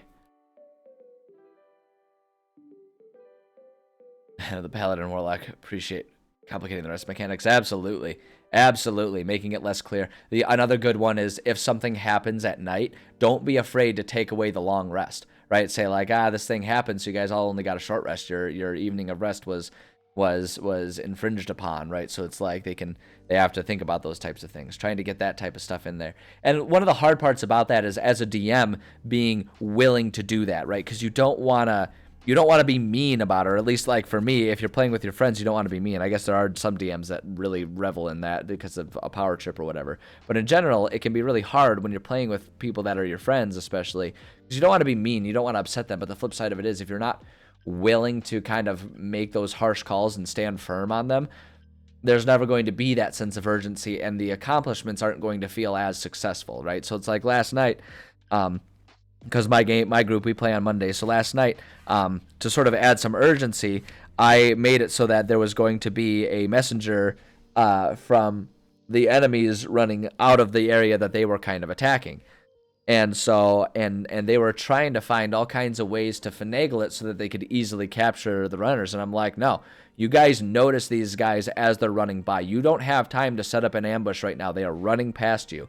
And one of the guys was like, oh, well, I want a hunter's mark and chase him. And I told him, I was like, okay, if you do that, you don't have time to talk to everyone and explain the plan. So either you can hunter's mark and chase him, in which case you are now flying solo, or you can just attack and react and try to bring the battle there so that everyone will catch on to it, or you can talk to everyone and then figure out what you want to do. You have to make a decision. And it was hard because I know he was frustrated. I know he was frustrated because I didn't let him do everything he wanted to do. But I held firm, and he decided to go ahead and do an attack, which the noise of doing that alerted one other player, and the two of them were able to subdue and capture the messenger. And at the end of it, they felt really excited about having overcome this obstacle, right? And so it's hard because you don't want to frustrate and upset your players. At least I don't. And so that can make it tough. I'm also noticing my camera's got some lag going on. My camera's been super frustrating about that lately. Hold up a second. Hold up. I'm going to fix this because it bothers me. I don't even know if it bothers anyone else, but every time I catch a glimpse of it, it bothers me. Hold on. Let me reset that camera. Come on, you son of a gun. Load up. Yeah, loading up. I'm not even loading up right now. Dumb camera app. There it goes. Here we go. We'll get there. We'll get there. Come on. Come on. Computers, am I right? All right, there we go. I think we're good. Yeah, now we're much better. I hate when there's lag. It bothers me. It bothers me. Okay, so anyway. Yeah, don't be afraid to be harsh on your players when it comes to those situations. Because that will build that tension and it'll be there. Like, even when they're upset. As long as you're not being a dick for the sake of being a dick, as long as it's like, you know, like I say, you have to present problems, and their job is to figure out how to solve that problem, how to deal with it. In that situation, the problem was there's someone that they know is a messenger. One of them witnessed him being a messenger, running past them. They do not have time to make a plan. They have to act. That's the problem. He's getting away. How do they handle that? And they made a decision, and it worked out for him. And, you know, they were frustrated in the moment, but then in the long run, they felt good about what they accomplished while they were doing it. So, you know, it worked out pretty well. Worked out pretty well. But yeah, so at any rate, let's see. So villains, talk about the key enemies that aren't just slaughter fodder. That's important. Slash what? Talk a bit about... So yeah, the how here, tactics and combat, that makes sense to kind of keep having there. Slash stat blocks. I don't use that as much anymore. But it's if I'm going to put that information, it's good there. And it's good to have that there because sometimes I'll come up with an enemy that really will be around like, oh, I want them to have this like, you know, the idea that I have for them is that they're going to be particularly tricky in combat to make the boss combat a challenging thing, right? And so it's important to be able to have a place to put that information. So the only other thing we could put in here, yeah, so it's like why are they there? What are they trying to accomplish? Who, what? The only other things are where, but the where will then be again taken care of in the map details where we just write down what room they're in. And the when is kind of just like, yeah, they're always there. I might put a when here, and I'm just going to say only necessary if there are time-based elements of their presence, show up late, move around, leave at some point, etc. Alright, just kind of add those extra little things in there. That can be valuable stuff to do. This is going to be basically the same thing. Talk about each ally that is in the dungeon. It's the same thing. Allies are less commonly in the dungeons. I'm just going to copy and stuff here. Just because it's easier than retyping it all out. There we go. So allies tend to not be as common in the dungeons, or at least not the way I do them, because dungeons are basically like you're entering a dangerous area, and like they're the good guys that are going in there. Another thing that can be oftentimes really challenging with my group, especially, my group is always like they're perpetually indignant with the world. It's really funny. They're perpetually annoyed with the fact that they're the heroes of the world. You know, it's like they're constantly like, well, I don't understand why the king doesn't just send the army here. And I'm always like, well, you want a game or not? Like, they're always super indignant about that. But even then, I refuse to put in DMPCs unless I just absolutely can't avoid it for one reason or another. I avoid putting in DMPCs because the last thing I want to do is be stealing the glory from the players. I really don't want to do that. That's not my role as the DM. That doesn't make for a fun game, despite the fact that my players are perpetually angry at the world for not taking care of the problems that they're hired to take care of. I don't want to do that. I don't want to give them people who are going to do their job for them, because it's not just a matter of like, that's not fair, they need to figure it out. It's a matter of like, this is their game. It's not my game. If I wanted to be the hero, I wouldn't play D&D. I would write a book. I would write a book in which my self-insert character or whatever gets to be the hero. You know what I mean? Like, that's what I would do. But that's not what we're doing with this game. So that can be a tricky one there too. But that's also why I don't put in many allies. And if there are allies, it's usually they're in some way, shape, or form compromised. Like they're injured, they're a prisoner, they're, you know, an absolute, you know, scaredy cat wimp, something like that. I give some sort of limitation that makes it so that they're not going to be running around doing the player's job for them. And like I say, I know that sometimes irritates my players, but it's like, hey, you know, this is the game, and in the end, it makes a better game for them. So yeah, good DMs will avoid that. Like and it can be tough as a DM, because the fact is like it's important for the DM to have their fun while playing it too, right? Like there's the tendency, some groups will have the tendency to take DMs for granted, right? And those are like when you hear the horror stories about people intentionally disrupting the story that's being written and stuff like that. And I'm really thankful that my players, they're generally speaking very good at playing along with the story. They accept the premises. Once I've made the premise clear, once I've made something clear, they're very good at accepting it and playing the game despite that. Because it is important for the DM to be able to have fun. The flip side of it is DMs need to understand that their fun can't come from winning, because you're the game that the players are playing. Ultimately, your job is to lose, right? You're the one playing the enemies, you're the one playing the villains, you're doing all that kind of stuff. And if you are playing a hero, you're playing an auxiliary side character. Your job is ultimately to lose or be unimportant within the scope of the story. So it's important to remember that. and to keep that in mind so that you find other ways to have your fun. For me, the way I have my fun is by world building. I love world building, and I love sharing the worlds that I build with my players. That's where my fun comes in. A lot of DMs will kind of struggle with that, especially I find if you're running a module rather than a homemade game or a homebrew game, because it's not your thing that you're proud to show off. You're just trying to keep up, and you're ultimately going to lose.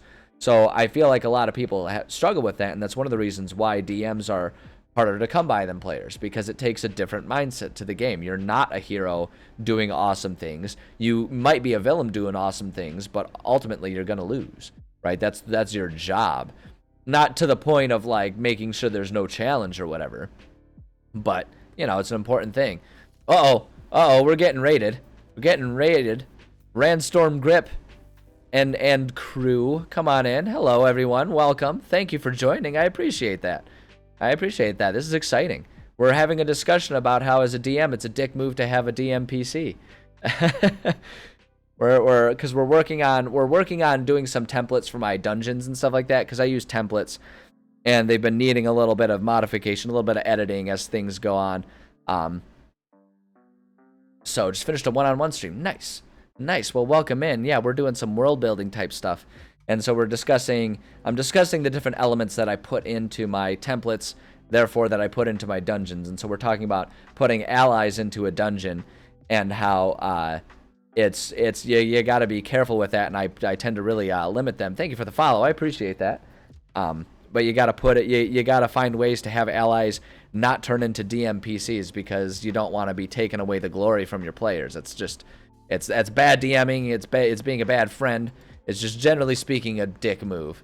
So, you know, and the context that I always say too is like, I can't win for me with my group, and I say this with all the love in my heart. I love my group. I love my friends that I play with. I have no actual complaints, but I always have to roll my eyes, because they all want to be like the glorious heroes, to the point that they will get very annoyed if they're just rolling poorly in one night. And it's like, you know, the dice, that's what they do. Like they're very superstitious and are constantly changing dice if they're rolling poorly. But the flip side of it is, anytime there's an ally who doesn't outright do their job for them, they get super annoyed. They're all like, well, I don't understand why they're not pulling their weight and blah, blah, blah, blah. And I'm always like, do you want to be the heroes or not, guys? And so we're just kind of talking about philosophies of that, and about how that's one that I put my foot down, because I'd rather them be annoyed at this, that, or the other character who they're mad at not being a hero with them, than them never get to feel like the heroes, because they're not the ones, you know, getting the killing blows. They're not the ones coming up with the ideas and all that kind of stuff. I always make sure the DM PCs are not really PCs at all. They're just NPCs, side characters that are there to maybe provide some information, and in many situations end up being a burden in combat, because they're not good at combat and they want to keep them alive. So I don't know, we're just kind of discussing that concept there, which is it can be a tough one, because as DM, then it's like, where do you find your enjoyment out of the game, because your job is to lose at the game, essentially. Like that's what you do.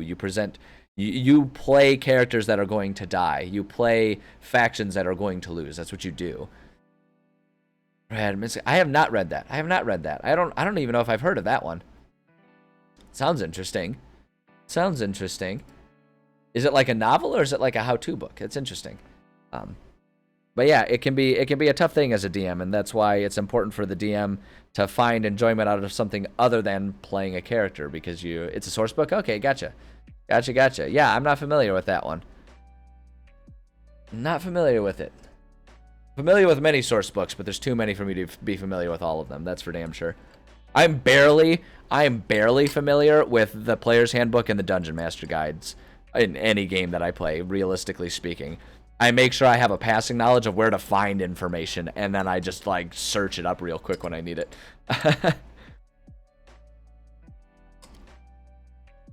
DM's Guild, gotcha.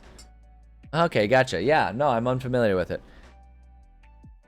Only read up to Tasha's. Like I guess I'll say I have a passing familiarity with most of the like standard official source books. I have a passing familiarity to the point that, like I say, I know roughly like what chapter to look up to find information.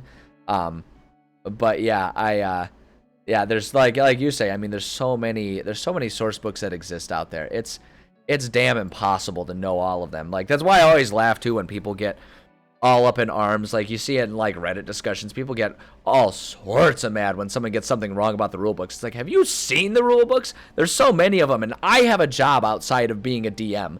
I have a job, I have responsibilities, I have family, I have relationships I have to maintain. I don't have time to memorize all this stuff. What am I, a college kid studying D&D? Come on, man. All the 5e stuff by heart. I can recite your basic day-to-day rules pretty well. I can get all that stuff by, I couldn't reference the pages and stuff like that, but I've had to look it up and manage it so well that, like, all of the stuff that happens day to day, like, what is your initiative? How do you manage that? Like, what, basic, really common spells. What types of saves do they need to make? Are you rolling the right damage dice? That type of stuff, I got that kind of stuff. You start pulling out the, like, level 3 and above spells, I'm like, I don't remember. I know it's a spell. Let's go look it up. And I do that. Magical Prince John, thank you so much for resubscribing. 3 months. My friend, you are very dedicated, and I cannot tell you how much I appreciate your presence. Always good conversation topics, always very supportive of me, and I appreciate you being here. No doubt. Let's see here. Environmental health. Yeah, so I do air quality stuff for my day job. I go to, like, when I have days on the job, a lot of times I'll have to cancel streams and stop streams early and stuff for my day job. Because a lot of what I do is responding to facilities. I occasionally have to go out and do inspections of facilities, and I respond to facilities who are in functionally what it comes down to is anyone in violation of the Clean Air Act within my region. It's my job to sort of keep track of that and deal with them. So that's what I do. That's after having originally I started off in food safety. I started off in veterinary field. That didn't work out well for me, so I sidestepped to public health, got into food and water health. That was a pain in the butt, so I switched to air quality and all that kind of stuff. So, oh, good. I'm glad. That's actually really meaningful to me, John, that you're using the system and people like it. That means a whole lot to me. I know my players like it, and I'm just really glad to know that other people are using it and liking it. It's a fun system. It adds a whole lot of fun, and I'm really glad that other people feel that way. So that's the bigger gift here today. Subscribing is awesome, and I love it, and I really appreciate that. And as always, I promise to make good use of that funds to do things like get extra cat cams and shit like that. Because I love this hobby, and I want to keep it being self-sustaining and all that kind of stuff. But it really is meaningful to me to know that your players are enjoying the system. So thank you so much. I appreciate that. But yeah, no, my day job is air quality type stuff. That's what I do. And even that, I barely have time to keep up with all that type of stuff. So it definitely gets tough to memorize all of the rules. Look at me go. I'm remembering where the conversation started, and I'm bringing it right back full circle. Look at me getting better at this, remembering how to converse on stream. Oh boy. Helps them get more attached to the items. It does, doesn't it? Right? It gets them so excited, and it like makes items a personal thing, because they're not just like, oh cool, a +1 sword. Fuck you, grandpa's sword handed down for generation. Get out of here. Right? It's like now they can make their items like their items. It's so fun. I feel like the players should know that allies aren't main character Session Zero, perhaps. Oh, my players, I mean, first off, yes, absolutely. All of these types of things should be discussed in Session Zero. And the other thing about it, too, is you shouldn't be afraid to have a mini Session Zero for, like, the first 10 minutes of a session or at the end of a session. Like, always be willing to have those meta discussions. Like I was saying earlier, we have the tendency to listen to, like, podcasts and stuff like that and think, like, oh, everything should be handled in character. Realistically, unless you have the time to like edit something, there's like, I guarantee you all of them have tons of meta discussions. It just gets edited out because that's boring and it breaks the immersion of the podcast, right? Have discussions as needed throughout the session. I talk to my players all the time. If they're like, because my players, one of the biggest problems is they're too cautious and they don't go into dangerous situations. Zanletta, thank you for the follow. I appreciate that. Glad you're having a good time. But yeah, like I'll tell them, I'll be like I'll stop a session even halfway through. Sometimes we'll be like, guys, look, I understand that you're trying to be careful with your characters, but if I'm presenting something to you, I'm presenting it to you because it's a challenge that is appropriate for you guys. And if you never accept the call to adventure, you will not have an adventure. You need to occasionally be the gung-ho, overly ambitious, somewhat stupid heroes that you're making. Otherwise, you won't be heroes. Right? And so it's like having those discussions with players partway through. And so with my players, when it comes to the allies, basically what it is they get a little too involved with the in-character stuff, and they're all like, well, I don't understand why the king doesn't send his army to take care of this. Why is he sending us? And I'm like, because you guys have proven yourselves, capable, and I'm trying to give you guys a game. If you want the army to take care of anything, you guys can go ahead and we'll just play medieval Sims, and you guys can be shopkeepers. That's what you can do. I think players recite what did last session, some of the common rules before we start. That's a good idea. I actually like the idea of going over common rules. Like you can do, like just make it a little pop quiz at the beginning, like if there's rules that they've been struggling with or forgetting. Right? I like that idea. I do like that idea. But yeah, just like have check-ins with your players as you go. Don't be afraid to do that, right? Break immersion even in the middle of something if they're not getting something, right? And it doesn't have to be anyone's fault. Like if the communication just isn't working out, stop the session for just 2 minutes and make sure you're all on the same page. I do that a lot where I'll be like, okay, slow down. Like I'll tell people, like they'll be trying to describe doing something. I'm like, no, that doesn't work in this scenario. And they're kind of giving me these puzzled looks. And so I'll just kind of tell them, like, okay, hold on. I'm going to slow down because I want to make sure I'm making this clear for you guys, right? And you can frame it that way too as a DM. That can help make sure that players don't get too mad.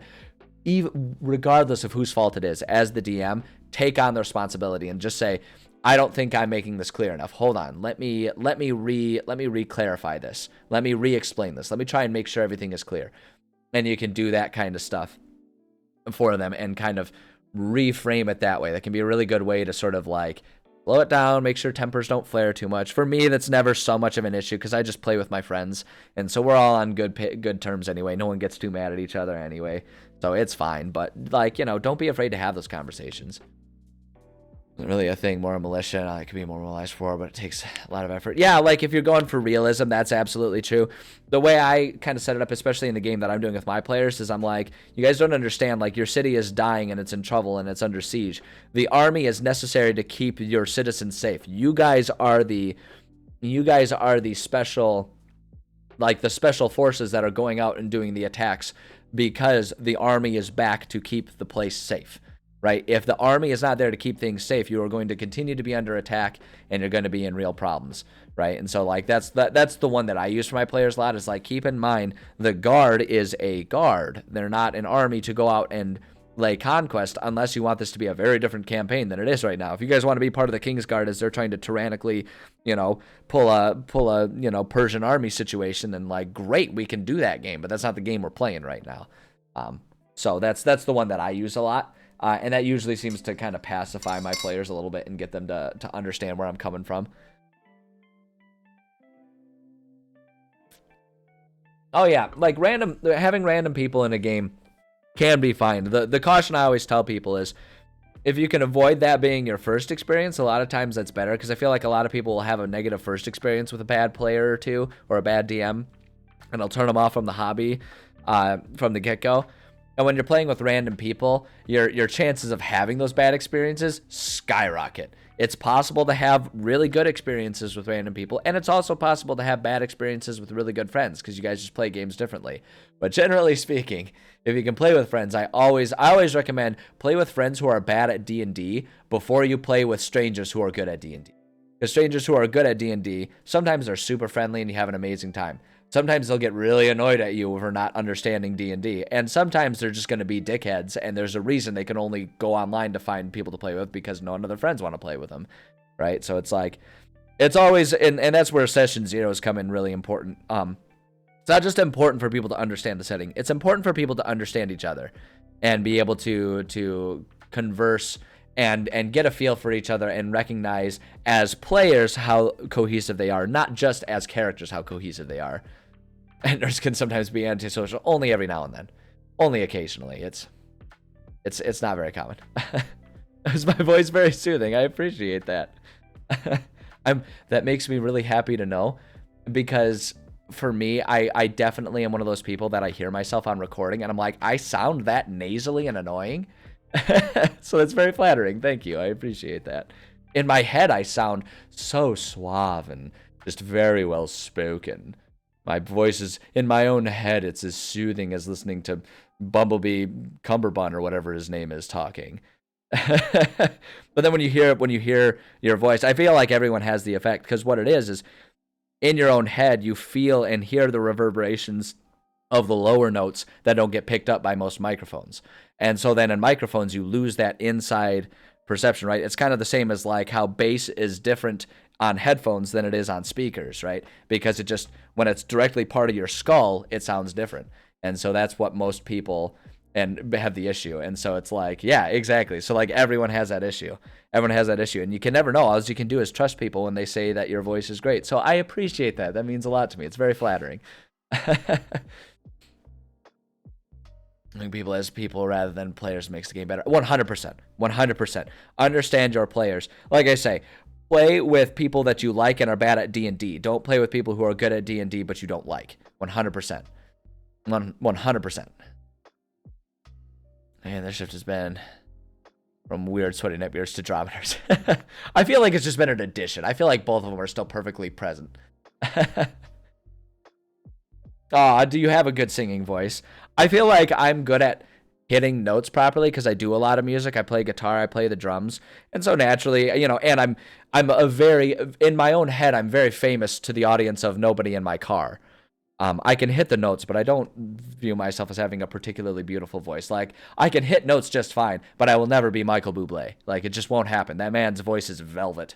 It's beautiful. I feel like my voice is cotton, where if it's cared for properly, it can sound nice, but other times it can be very scratchy and not very pretty. Oh, thanks. I appreciate that. I don't know. I just like sitting here talking about D&D and shit. I don't know. It's great.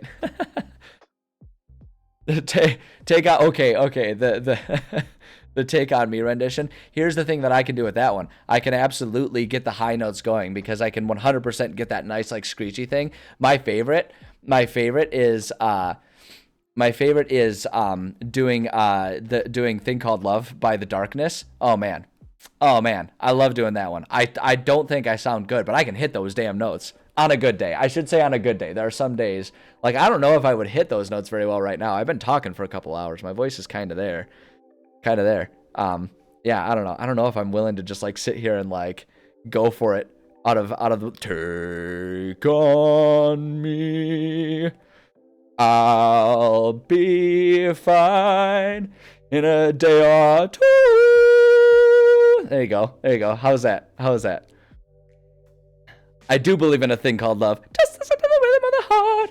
There's the times we can make it now. Gonna love it when the sun goes down. I wanna hear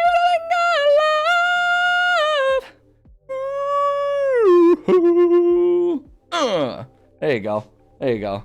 That's more singing than I've done for anyone ever. Voice of an angel, doubtful. Fallen angel, maybe. I feel like Lucifer could probably do better. Oh, I don't need to worry about that email. It's just about a flu shot reminder, which I got my flu shot yesterday. My arm still feels like I got hit with a crowbar because I got flu shot and COVID shot right in that same shoulder muscle right there. Still feels absolutely horrible, but I got through the headache and the being tired from getting 2 vaccines at once yesterday. So I'm basically invincible now. That's the important part there. Take over everything. That's true. That's very true. And honestly, I feel like he was just misunderstood. He didn't want a dictatorship. He just wanted to take over with rock and roll, man. He wanted to take over the music scene. Yeah. People didn't understand his heavy metal approaches. It was like Back to the Future, right? When Michael J. Fox was playing music that the world just wasn't ready for. But then what's his face came along and played the song and made it famous, right? Oh my god. That's good stuff. What the hell are we supposed to be doing here? Are we supposed to be writing D&D? Fuck me, man. They're gonna get so mad at me with all the false advertising.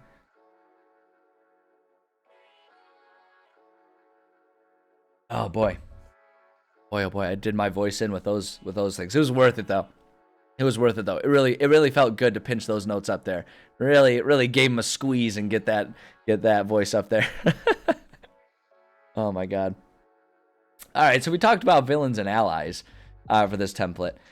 The only other thing, oh yeah, it's a fine balance to get the squeeze without doing damage and just really pinching those notes up there. But you know, with practice, everyone can get it. So okay, so we've kind of we've adjusted. Not much that I need to do for the dungeons. I tend to update my dungeon template a bit more frequently than the rest of them because it's the one that gets the most use. I prefer XP over milestone. So I kind of end up doing a hybrid of the system. I don't know that I have a strong preference. I think it just depends on the group, what they want, and how you're designing dungeons. The way I design dungeons, I use XP heavily because I use XP and challenge rating as my sort of barometer for how challenging something should be. Like, I really rely on that to understand how much challenge to give to players, because when you actually like sort of use it analytically and pay attention to it, challenge rating, other than a few monsters that are really out there, like Banshees, because of that whale, should be a higher challenge rating. Fight me. But as a general rule, the challenge rating actually, I find at least, isn't too far off. It just takes more involvement than just like randomly slapping an enemy of a challenge rating number in there and assuming it's going to be fine. When you use it as a tool, as part of a broader focus on designing things, it can be very handy. So I use XP heavily because it's how I set my benchmarks for knowing how much challenge this dungeon, this floor of this dungeon, so on and so forth, should have. I like to approach it very mathematically, and then I just do, I just sort of like level stuff up as needed, you know, based on where the players are. So I use XP, but milestone is very handy, and I use a hybrid system where if my players complete a dungeon even without killing everything, I'll still basically give them all that XP under the premise of, even if they didn't kill everything, they succeeded what they meant to do. And by putting in like X number of experience points worth of enemies in between them and their goal, I'm saying that accomplishing that goal is worth that much experience. So if they accomplish that goal, even with killing no one, I will give them that experience because they accomplished that experience level's worth of challenge, is sort of the way I view it. So I kind of use a hybrid system. The experience points are there basically as a function to, one, if they completely ignore the goal and then try to move on, they're going to be underleveled. Or alternatively, if they focus and are very thorough in killing everything, a dungeon will usually have more than necessary to level them up. So that's a way for them to become leveled ahead of time and be rewarded for being thorough and being particularly successful at doing this, that, or the other thing. So that's kind of how I approach it. Yeah, design with XP, play with milestone. That's very similar to how I do it. How does it interact with items? So items, it can be tricky. I rely a lot on using the DM tables, and I just kind of conceptually think about, is something supposed to be this, you know, like, does this reward make sense for the level of challenge here? Alternatively, does it make sense for this type of item to be in this location? So for example, when it comes to like looting bodies and stuff like that, as far as just killing a monster horde goes, almost worth nothing. Because enemies aren't walking around with tons of valuables in their pockets, right? Especially if my players are invading, going into an enemy camp out, right? So they're in an enemy camp right now, currently in the dungeon. As they're killing creatures, they're not finding hardly anything, because these are lackeys who are not really paid. Their payment is getting food and shelter as determined by their leader, right? It's a very barbaric sort of group of enemies that they're facing.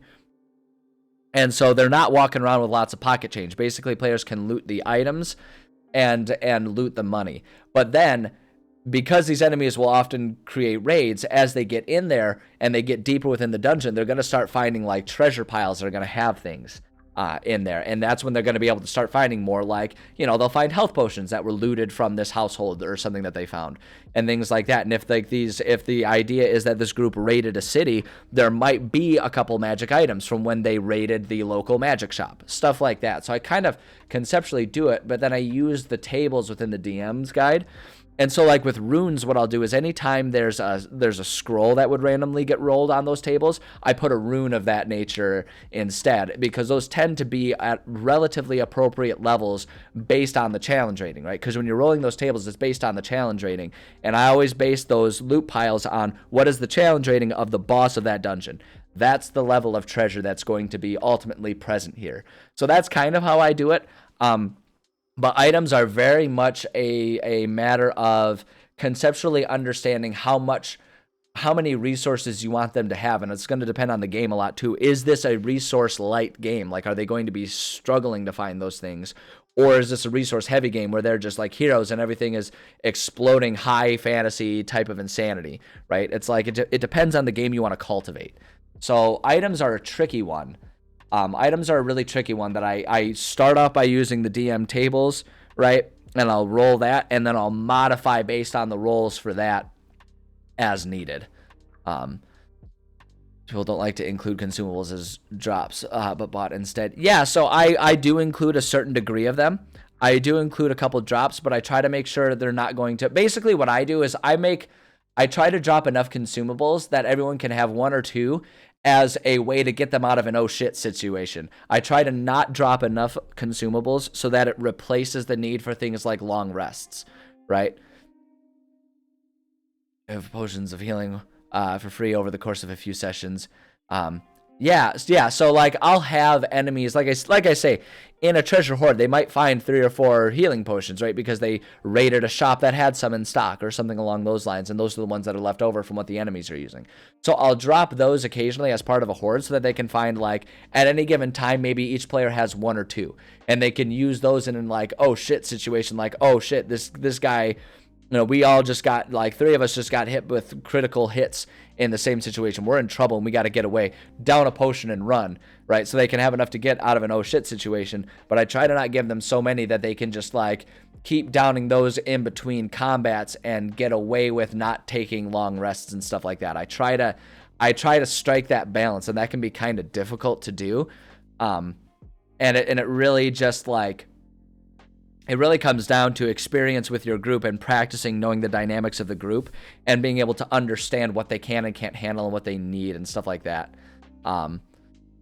More potions, scrolls, oils, not healing. Yeah, so those I tend to be kind of sparse with because I flip over and I do the rune system a lot. So the idea is I don't give them a lot of immediately useful consumables, and instead I'll give them things that if they invest time and money, like if they find a rune and then go through the process of either hiring someone to imbue it on an item or will directly take the time themselves as a crafting project over a long period of time, imbue that magic on their item. If they're willing to take the time and like collect the resources and, you know, whether that's spending money to buy the resources or harvesting them in locations, if they take the time to do that, then the reward is that they get like a permanent boost to their item. And they can do that as opposed to just giving them all kinds of random consumables. I'll still give them some consumables, but I try to make sure they're fun, special, exciting things, as opposed to like, okay, yeah, I've got 3 potions of climb. If I disperse these randomly, then we can handle, you know, the next X many of hours climbing this cliff and fighting on the side of the cliff. Like, I try to make it as in, like, oh my gosh, I just found this potion. This thing is super cool. I'm going to hold on to this for the right situation, right? Like, I try to make it things that they're going to think about using. So they're still there.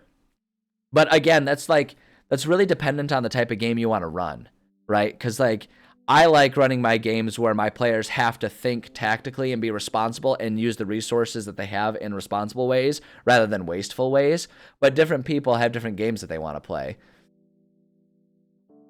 That'd be the exact situation of a climb potion. Yes, but what I'm saying is I don't want them to like have 5 potions that they can just be like, oh yeah, I just keep downing the potions. I keep downing the potions and suddenly they're a spider. It's like, no, the situation is more so like they're sitting there and they're trying to climb a cliff and they're like, this looks like a cliff that I think I should be able to climb, but I'm a little nervous and failing this would be a bad situation. Do I use my 1 potion now or not?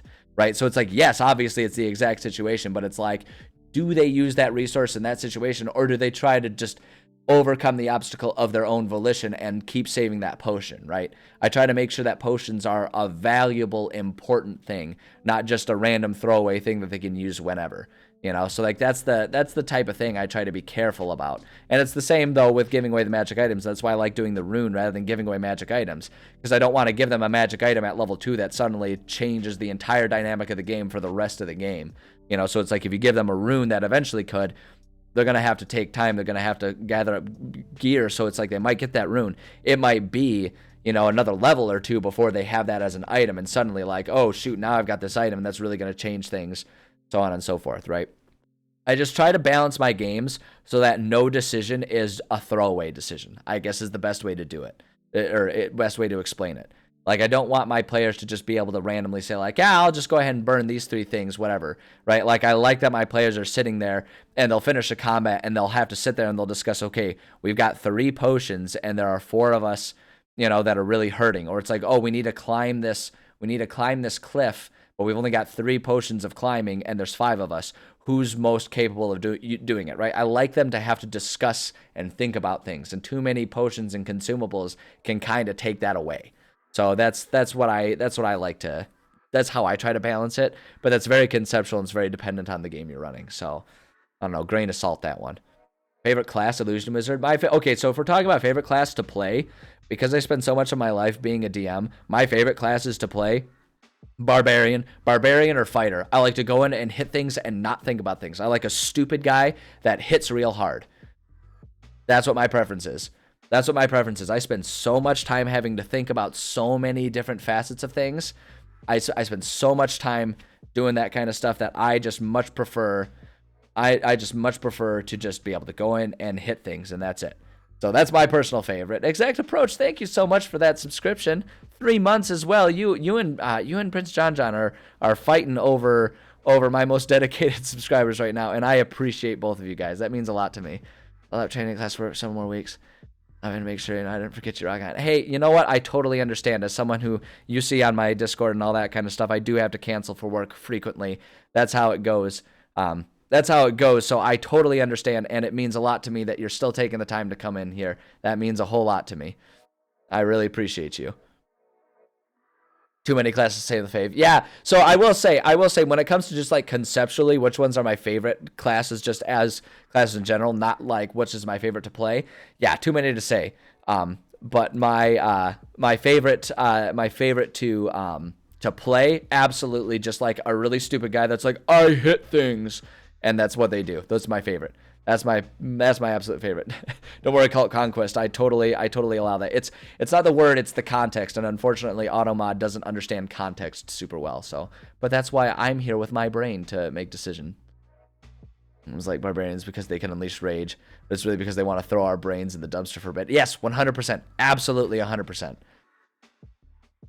Our best class ruined by Weirdos and Perverts. I will say, so it's funny that you mentioned that, because I am actually, so I play in a Pathfinder game. It's Pathfinder right now. The DM that runs it prefers Pathfinder, and I'm like, shit, man, I don't care. I just like to play. I'll play any game. I just want to be a player and not have to make the plans.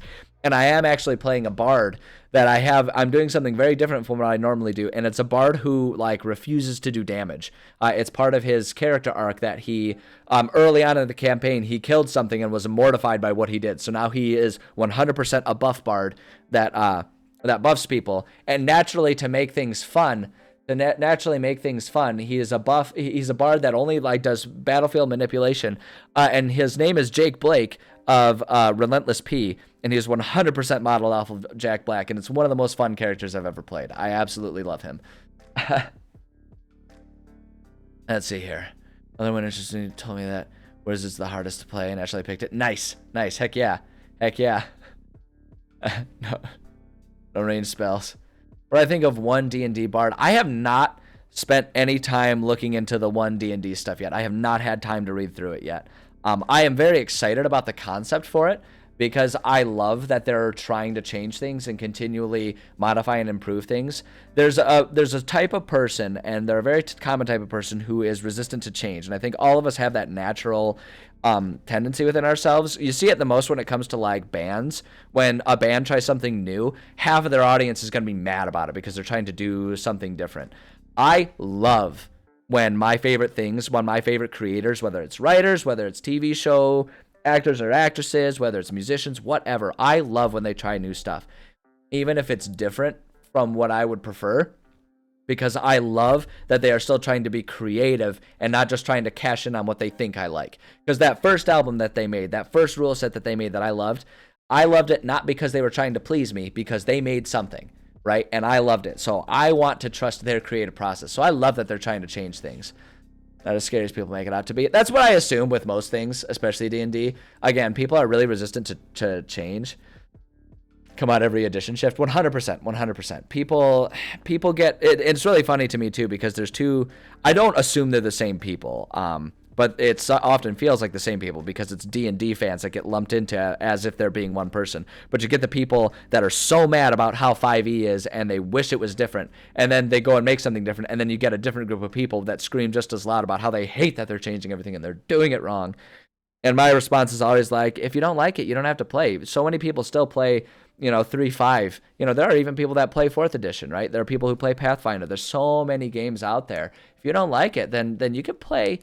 You can play anything you want, right? It's like it's this concept that there's a right or wrong way to play a tabletop RPG, and it's like the whole point of tabletop RPGs is that they are infinitely modifiable. I don't know if I've ever been part of a game that didn't include some sort of homebrew situation, right? Even if it's just a one-off, the DM making a rule of cool call. Every game I've ever been part of as DM or as a player has had fly by the seat of your pants, do something completely against the rules situations. And that's the whole point of them, right? So if you don't like the rules, change them or find a different rule set. Like I'm really glad that they're trying new stuff. I love that. It would be, it'll be nice if it's still able to be compatible with all of the 5e stuff that I've already purchased, because I've spent hundreds of dollars on 5e equipment, right? So naturally I'd prefer that. But the flip side of it is, just because they're coming up with a new rule set, if I don't like it, doesn't mean that all that 5e stuff goes away. That's the point of buying the rule books and stuff like that. I've still got those rules. We can still play that game exactly as it is.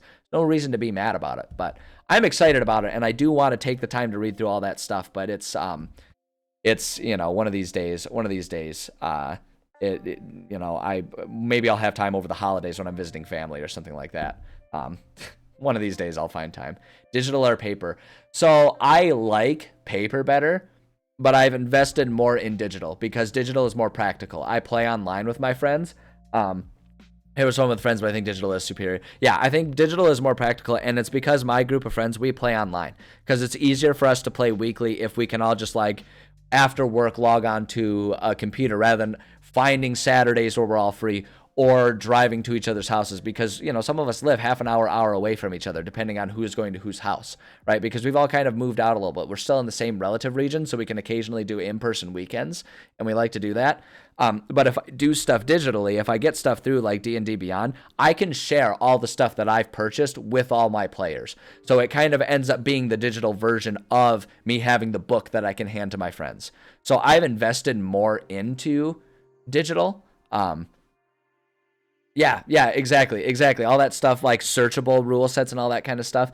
It's more functional in today's day and age. You can't really see it. My chair's in the way. Let me try and slide to the side. Okay, yeah. So you see that bookshelf that's over my shoulder right now? It's this shoulder. That bookshelf that's over there. The top two shelves are entirely not just D&D, but tabletop RPG books. I still love them. I love the books. I love sitting there leafing through the books. I love looking at the artwork. I love having the books. But practically speaking, most of those haven't left the shelf in months, maybe years. That's just the situation. So, Foundry VTT, that's what we use. We use Foundry. I use a Forge server just because, with the firewalls and the VPNs that I use, it's too complicated to try and get my players to be able to go on. I have a really old router too, and it gets mad when other people try to access my place as a server. But yeah, we use Foundry. And it's really functional. We like it. What I would like to do is one day build myself one of those portable TV cabinets that you can control a battle map, so we can use Foundry even in person for the battle maps and stuff like that, and just have two instances running, right? Plug theirs, one computer for them into that monitor, so it sets up as a battle map and they can control their characters in person on that, whereas I have my own separate one for the DM version of things. I really wanted to do that. Yeah, I use the D&D Beyond importing. I use one of those modules, and it just makes everything so convenient. It's definitely much more convenient. inside I'm used occasionally. Yeah, I want one of those for our in-person sessions, because that's one of the challenges we have because we use digital. When we set up our in-person sessions, it can be a real challenge to try and migrate everything over, because everything, like all of our inventories and stuff like that, are set up to our digital, and not everyone has a portable laptop that can handle everything, right? We all play, most people will play on their desktops. And if they're not like tech obsessed like I am and spend their money on having a desktop and a good laptop and all that type of stuff, right? They're kind of SOL for their character sheets and stuff like that, because it's all set up online and they can try and use their phone, but it's clunky and slow. So that's one of our challenges. So that's one of these days. One of these days I'll do that, but money.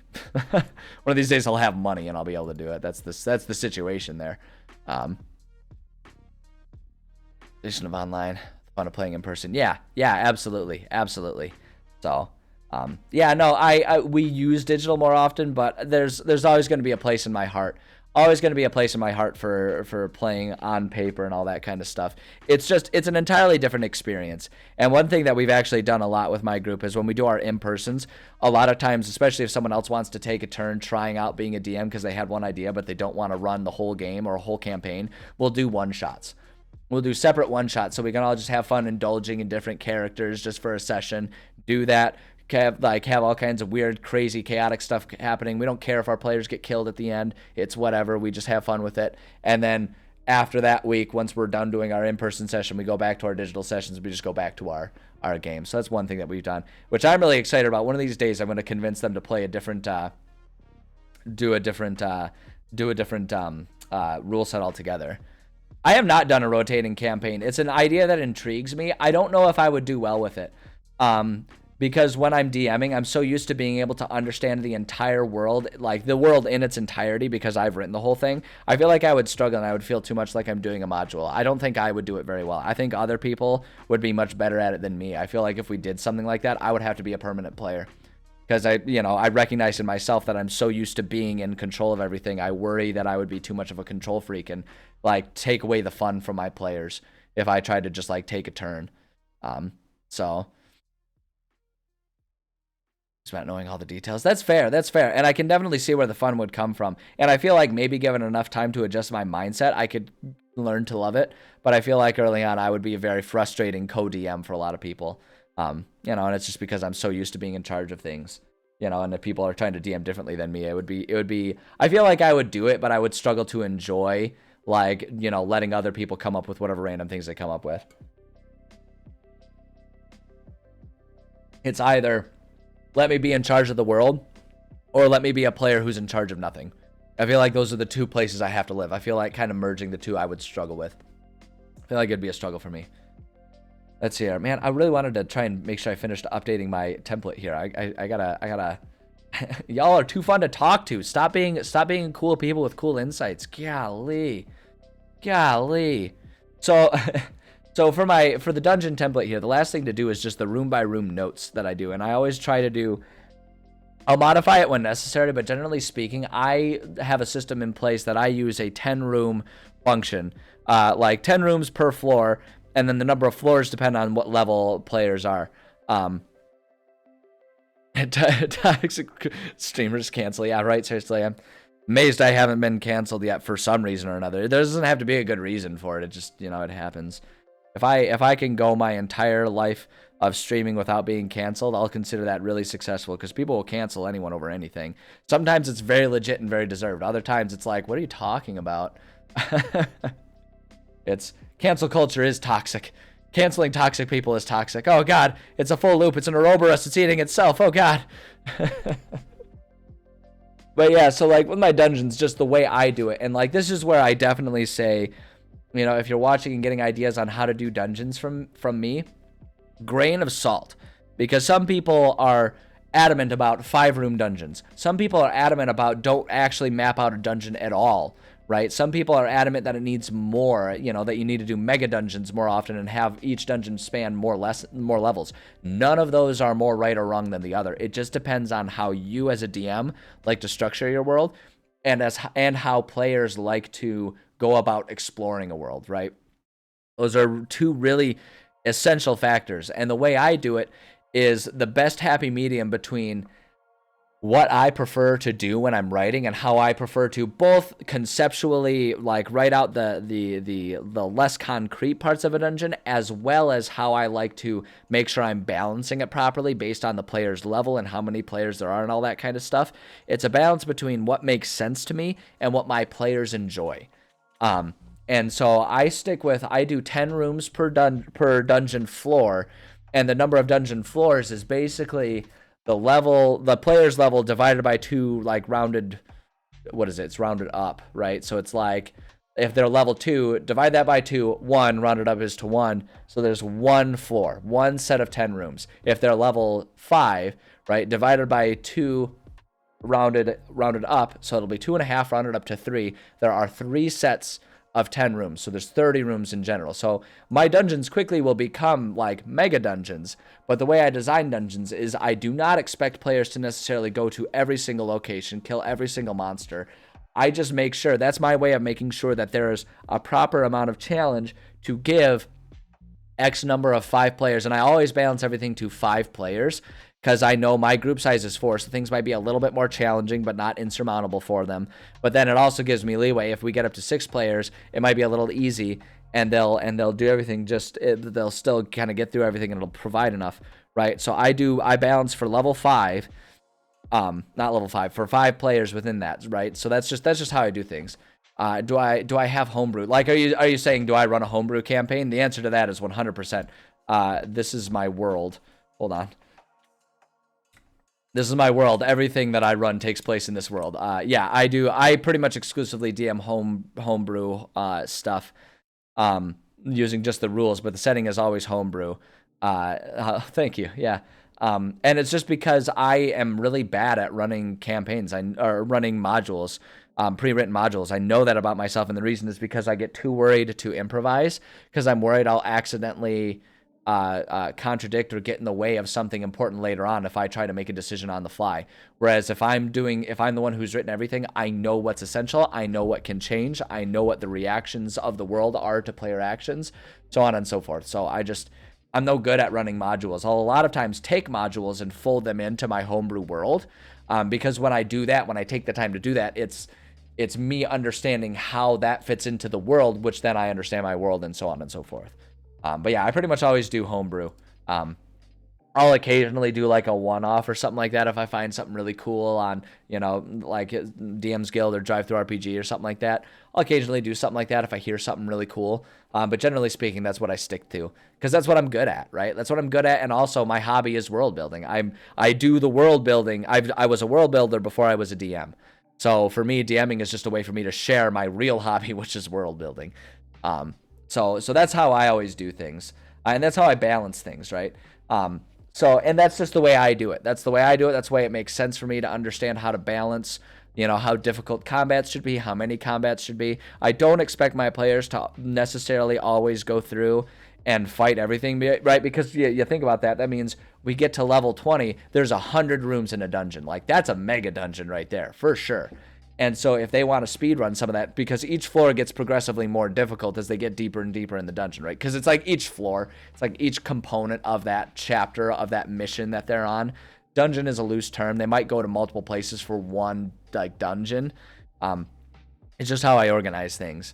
But ultimately, that's how I do it, because that's what makes sense, and my players like it. It gives them a good amount of challenge, and it provides some easy stuff for them to just sort of with their new level that they've recently obtained, just kind of go in and steamroll. But then things pick up, and they sort of then have to spend some time being strategic, and they can explore these mega dungeons. I make sure that they incorporate multiple ways around so that they can find whatever challenges they're more inclined to deal with or less inclined to deal with.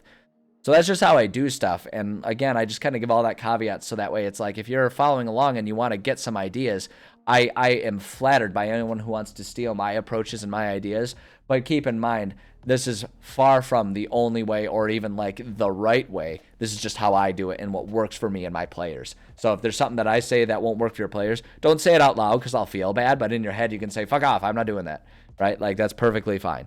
That's perfectly fine. Like I said, just don't say it to my face, because I'll be sad and I might cry. I'm an ugly crier when I cry, so let's not open that.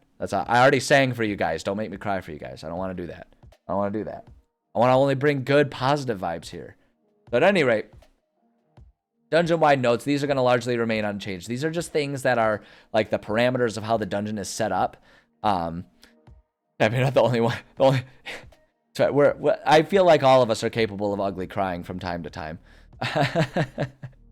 Well, there, honestly, we should embrace it, but it still doesn't mean I want to display it.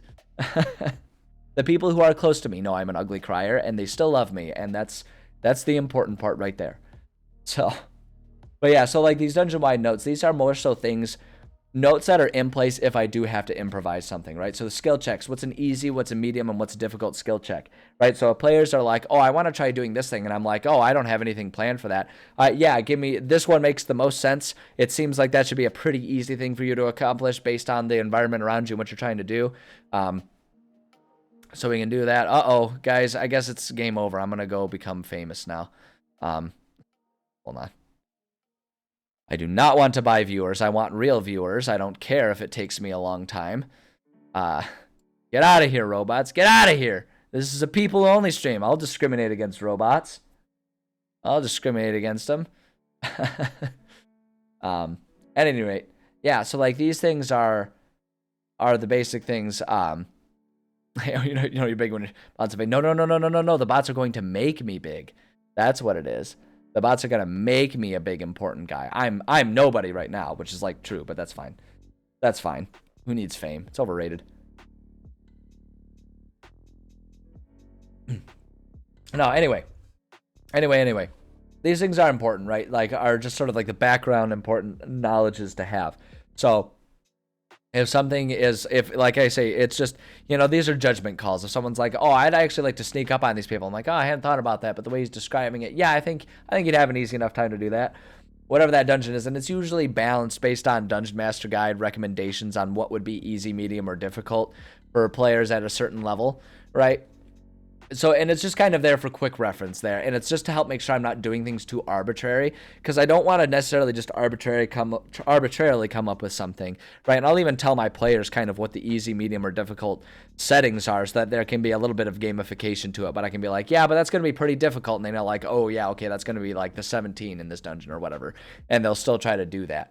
Right, and so it's like they've already locked in that they're trying to do it. We established they're doing it no matter how difficult it's going to be. I just kind of give them that. And that way it's not arbitrary. So that way they can't get mad at me if it doesn't work and be like, hey, man, that was what it was set to. We already, this is predetermined. And you tried it and it didn't work.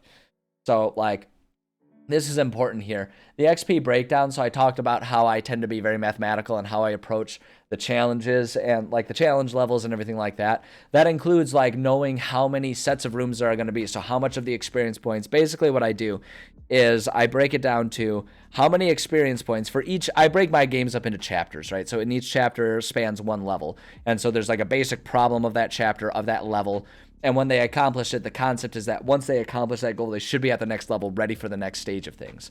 So for each one of those chapters, I'll basically break down for each floor or set of rooms how much of the XP taking them from the level they're at to the next level should be in each room. And that's based on, it's a tiered stepwise thing. It gets more difficult as they go, right? And so it's like, I break it down there, and then even beyond there, within each floor, there's easy, medium, hard, and boss battles. So it's a very complicated mathematical system I do that ends up lining up pretty well. Like if you use the challenge rating system and the books, the way they describe using challenge rating to determine how tough a combat is and all that kind of stuff, it ends up lining up fairly well with that, with some floors being easier and some floors being harder. And that's just my method of making sure that things get more and more difficult as they progress towards their final goal of accomplishing a goal, right? Because that's most likely where the boss is going to be, and so on and so forth. So I kind of put all that basic information there. So that way, as I'm writing the details of a dungeon, I kind of have a good idea of how much challenge to put in a single room, how much of this, that, or the other thing I should do, and I refer back to it frequently.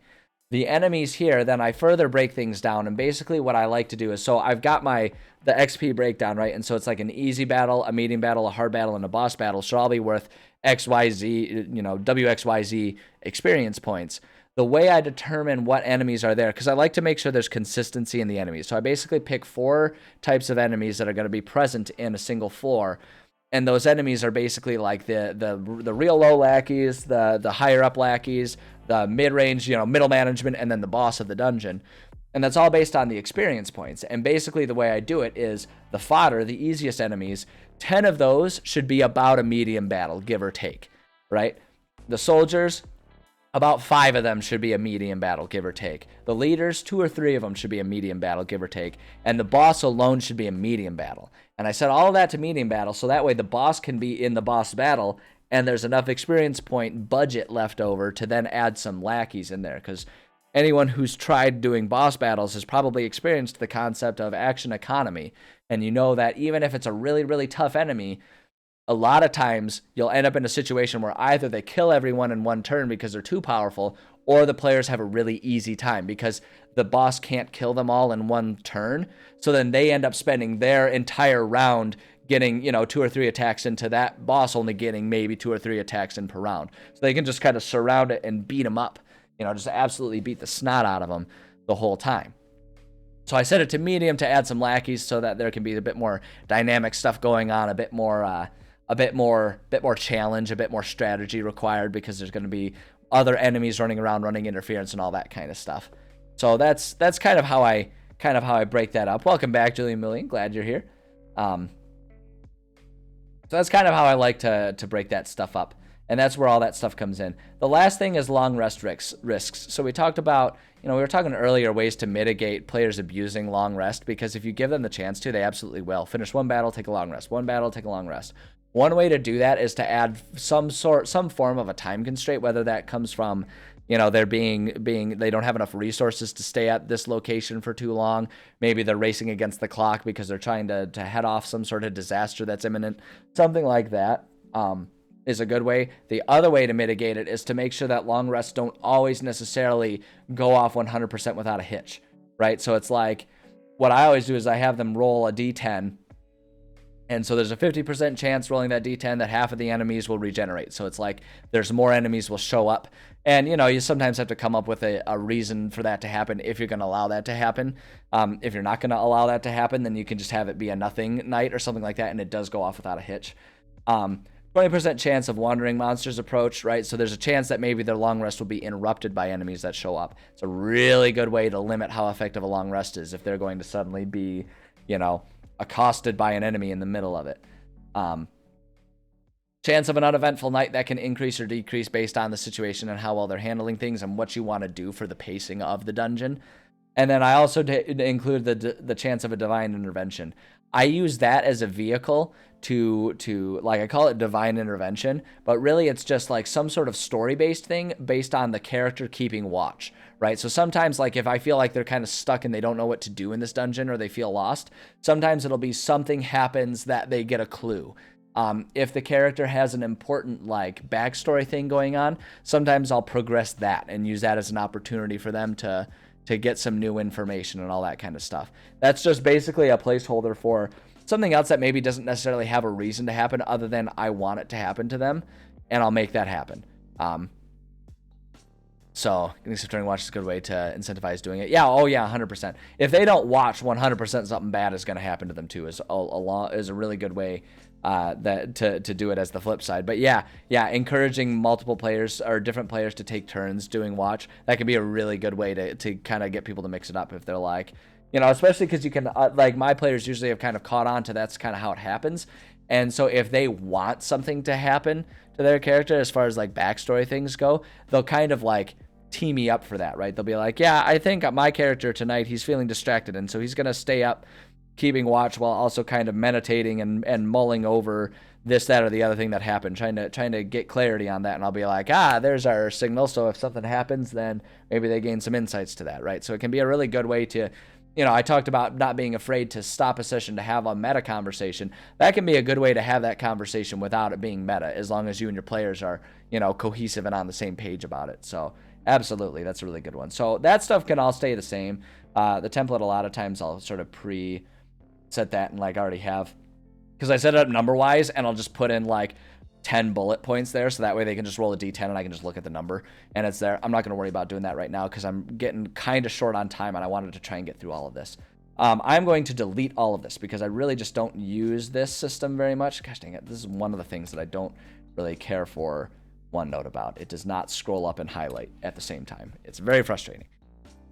So I've changed, I've really kind of changed this up quite a bit. This is a very old template that I'm using. It's like a couple iterations old. The current one I'm using looks a lot different than this. OneNote user, I agree. Yeah, right? OneNote is really awesome for a lot of ways, but that's one of the drawbacks of it. There's no perfect system, and that's one of OneNote's imperfections right there. So room 1, so there's rooms, up to 10 rooms. Sometimes I'll change it as needed, but basically we'll do that. I change it to room number, and we'll say, and I'm just even going to get rid of the parentheses because I just don't necessarily even use that anymore. I used to use it as like a Cliff Notes thing, but I just don't really use that anymore. Can take it offline. Yeah, yes. I love that I can work on stuff offline and it'll reconnect when I come back. So it's like if I'm working at a place that doesn't have free Wi-Fi or something like that, I can, just as long as I've got it opened, like I pretty much always on my laptop have OneNote open. So that way it's always up to date. And then if I go somewhere that my laptop doesn't have internet connection, I can work on it. And when it connects, it'll update. Yeah, I love that. I love that about OneNote. That's one of my favorite parts about it. So for this is what I want to change though. I want to edit these rooms a little bit here. I want to do bullets, but I want to, again, focus more on the who, what, where, when, why, right? Whereas, like, the players are the ones who do the how. I've tried to kind of stray away from that and have things be, like, more conceptual, but I tend to miss things and forget to write things that end up being important that players want information. Whereas I found anytime I take the time to write out the full-blown who, what, where, when, and why of any location that they might go, it might be a little bit more work up front to write things, and there might be stuff that needs to be left blank, but that covers pretty much every facet of information that players will need to come up with, to have like a full picture of the situation of the room that they're going in. So I want to try and be a bit more attentive to that kind of thing. So I'm going to, so we're going to who, what, where, when, and why. And we're just going to put a cliff note of like what each of those kind of means in the context of a room here. So we're going to set it up here so that it's a little bit, I'll underline, shift, colon, just a, dang it, man, oh man, I'm being very clumsy with stuff right now. Underline, colon, underline, colon, underline, colon here. There we go. So I want to just make sure we cover all these things. Who is going to be really easy. Any allies or enemies in here include stats and battle strategy. Right? So we want to make sure we're including any of our battle combat information. Makes sense that that would be in the top two because that's going to be one of the most important things. There's only one other thing I might add first, and that might just be like a narrative description of the rooms. I like to make sure there's a narrative description. I usually try to ad-lib those things, so that way what I'm describing to my players fits the mood of the table, because sometimes we're in a silly mood, so I can just describe something like, yeah, there's a bunch of buttholes in here, you gotta go kill them. You know, it's like that's all you need, because we're just in like a slapstick mood. Sometimes we're in a more serious mood, and so I want to describe things, and I'll be like, yeah, you can see these guys here, they look like they're planning this, that, or the other thing, and you catch a few words that make you worried about what's happening, and, you know, so on and so forth. I always write a narrative, though, because there are also some nights where I'm DMing, I've had a long day at work, you know, or I've had a long day doing something else, my brain just isn't working right, I'm struggling. I have that narrative, so the worst case scenario I can be like, okay, and then I read the narrative and I describe for them exactly what I need. Like, that's where I put all the sensory information. You know, what is it? What do they see? What do they hear? What do they smell? If they decide to go in there licking, then what do they taste? You know, if they're just like blindly going in, hands first, what do they feel, right? You can add those things. I usually don't add taste or feel, but, you know, I can sort of give a description of that, and I'll probably include that. In fact, I know I'm going to do that. We're going to say narrative description of the sensory info of this room. We just kind of offer that to start. Who, what, this is going to be any objects helpful or harmful in this room, right? So it's like the idea here is like I'm saying any objects. And the idea is like it's going to be, you know, I talk about how I want to make sure when I'm writing and giving them like a plot point, it's that I just present a problem for them. And I don't try and map out and understand what the solution is. I just give them the problem. Their job is to find the solution. The what is going to be any resources that are helpful in a lot of ways, but it's like the objects, because sometimes the who might be a resource for that, right? So the what is going to be any objects helpful or harmful in this room include treasure and traps, etc., right? So it's like if there's a trap there, it goes there. How's it going, Fishy? Good to see you. So we can kind of include all of that information. The where is pretty self-explanatory. I'm going to say may not be necessary. Describe all ways in and out of the room, because the where is just kind of like where in relation to the rest of the dungeon is it? And so, you know, it's like, is there a trapdoor in here? That'll be put there. Describe is in and out of the room, including secret, hidden options, right? So it's like just a description of like, okay, they can go north, they can go south, and like where those things lead. It's kind of self-explanatory, and the reason I say it may not be necessary is because that's kind of handled by the visual map. You know, that kind of takes care of it, but it still might be valuable to write it down, you know, for explaining things, theater of the minding it. And again, if there's hidden pathways that I don't want to put on the map because I don't want to give it away, you know, things like that are important there.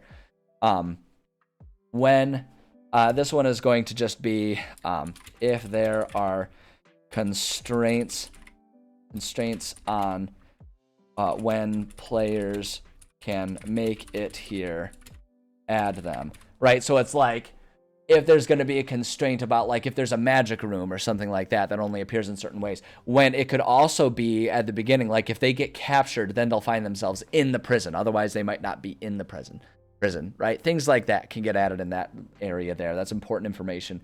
And then the why, this is just going to be include any story important info here. So that one might not even be necessary, again, if it's just an auxiliary room. But if there's story-based information, that goes there. If there's mission-based information, that goes there. So that's pretty much all I want to do. And then it's like every room will have any or all of that information based on what they're trying to accomplish in that room and in that dungeon at large.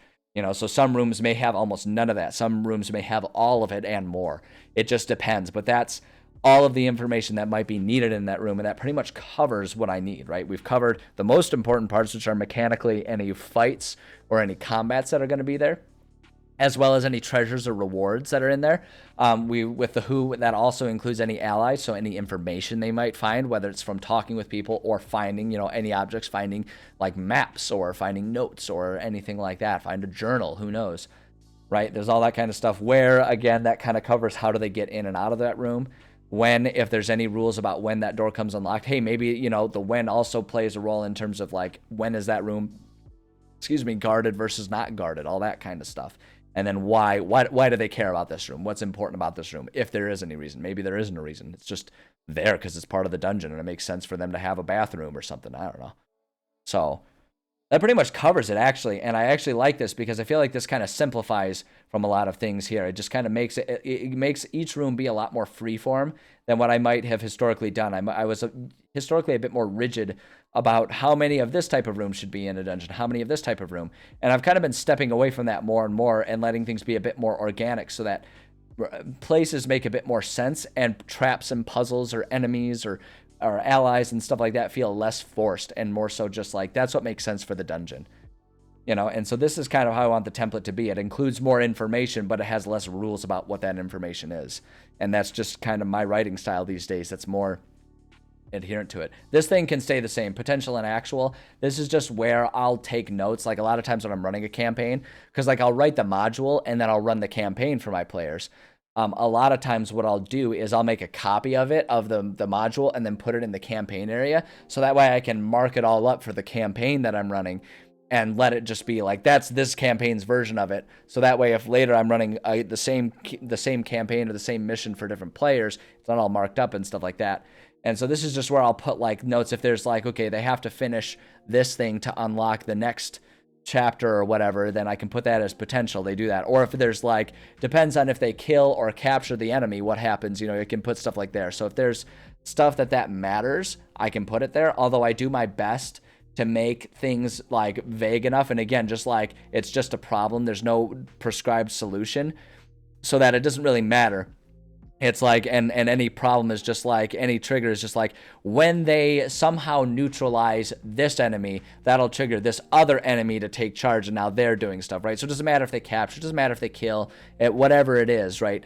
Even if they let them go at the end of it, it's like, okay, that you know, it still kind of fits the bill because that leader has been proven incapable, so someone else is going to take charge, right?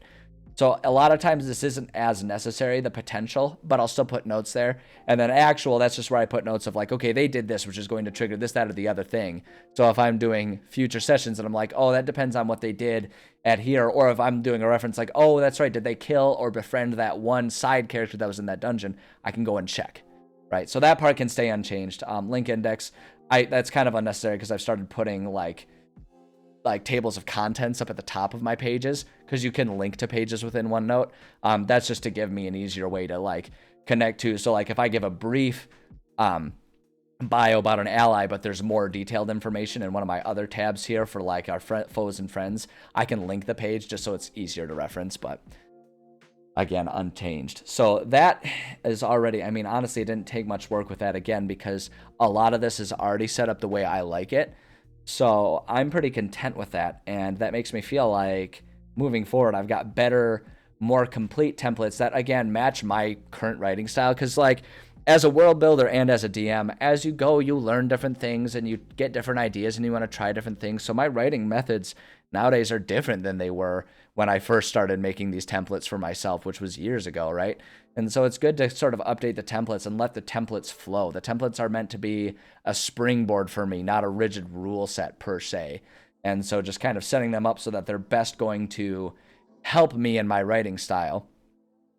You know, that's how I like to do them. Combo, I have had a great day so far. Thank you. Much better than yesterday. Yesterday I got 2 shots and had to pay $1,200 for car repair. So today has been a much better day. So thank you so much for checking in with me. Hopefully your day has been good as well. But yeah, this template I think is much better, much more in line with how I'm writing things and how I'm approaching things these days. And I think that's a valuable thing for me to spend some time doing. And I'm looking at the time, and that times it perfectly. Because what's going to happen here, let me bring us over to just chatting here. So what's going to happen now is I'm going to take a bit of a break. I'm going to rest my voice here, take care of a couple of things that I got to take care of, both for work and for, you know, personal life stuff. But I'm going to take care of a couple things, and then I'm going to come back in about an hour's time. And when I come back, we're going to do some video gaming. And today's video game, we're going to come back and we're going to be playing Stray. Some more. I'm kind of bouncing between doing Fallout 3 and Stray, and I'm trying to keep it so that Tuesday, like Mondays and Thursdays when I stream, that's when I do like my sort of long, because I like to do, you know, start like a long video game series, and I like to go from beginning to end to see how the games have changed. I do own Fallout 3, yes, and we're playing that one right now. But we're not going to play that one today. We're going to play Stray, because then Tuesdays and Fridays I like to be more so make it sort of more of just like a one-off game, fun games that aren't really connected to a long series or something like that. So I'm going to stick to that. We're going to do Stray today, but that'll be in about an hour. So my usual stream schedule, for those of you who are new and unfamiliar, I try to stream Monday, Tuesday, Thursday, Friday, going from 9 a.m. to noon. That's Eastern time zone, doing some writing stuff like we've been doing, and then take a break and then come back from 1 to 4, again, Eastern time zone, doing some video gaming. That's all heavily dependent on, you know, if work gets in the way or a family or personal life gets in the way. Unfortunately, the other things that like pay the bills have to come first. I wish this could come first, but c'est la vie. But that's the schedule we try to keep to, and this week I should be able to finish the week off on schedule. So I always give announcements. If you want to get announcements on if I have to cancel streams or what's going on with streams, obviously following on Twitch is a good option. You can also follow me on Twitter. I put announcements about going live, and then I also have my Discord server where I put announcements about the state of the stream and stuff like that. So you can follow me at any of those locations to get information. Those are all perfectly fine. And then you can find any other socials I'm part of. I'm not good at social media, but I try, and I've got other socials, so you can follow me on any of those. But most importantly, thank you so much for joining me. I appreciate you guys. Lots of awesome discussions today. Like I say, I always really appreciate that. If I didn't want to have discussions, I would just silently write without streaming. So I appreciate you guys coming in, chatting with me. It makes it a whole lot of fun. Lots of cool thoughts from people today. Had a great time with it. Yeah, so hopefully I'll see you in a little bit. If not, I totally understand. That's fine. Hopefully I'll see you later this week. Today is Tuesday, which means no streaming tomorrow, but I should be back Thursday and Friday. So hopefully I'll see you at one of those times. No matter when, though, I appreciate you guys. I'm looking forward to seeing you again. And yeah, take care of yourselves. I'll catch you cats on the flip side.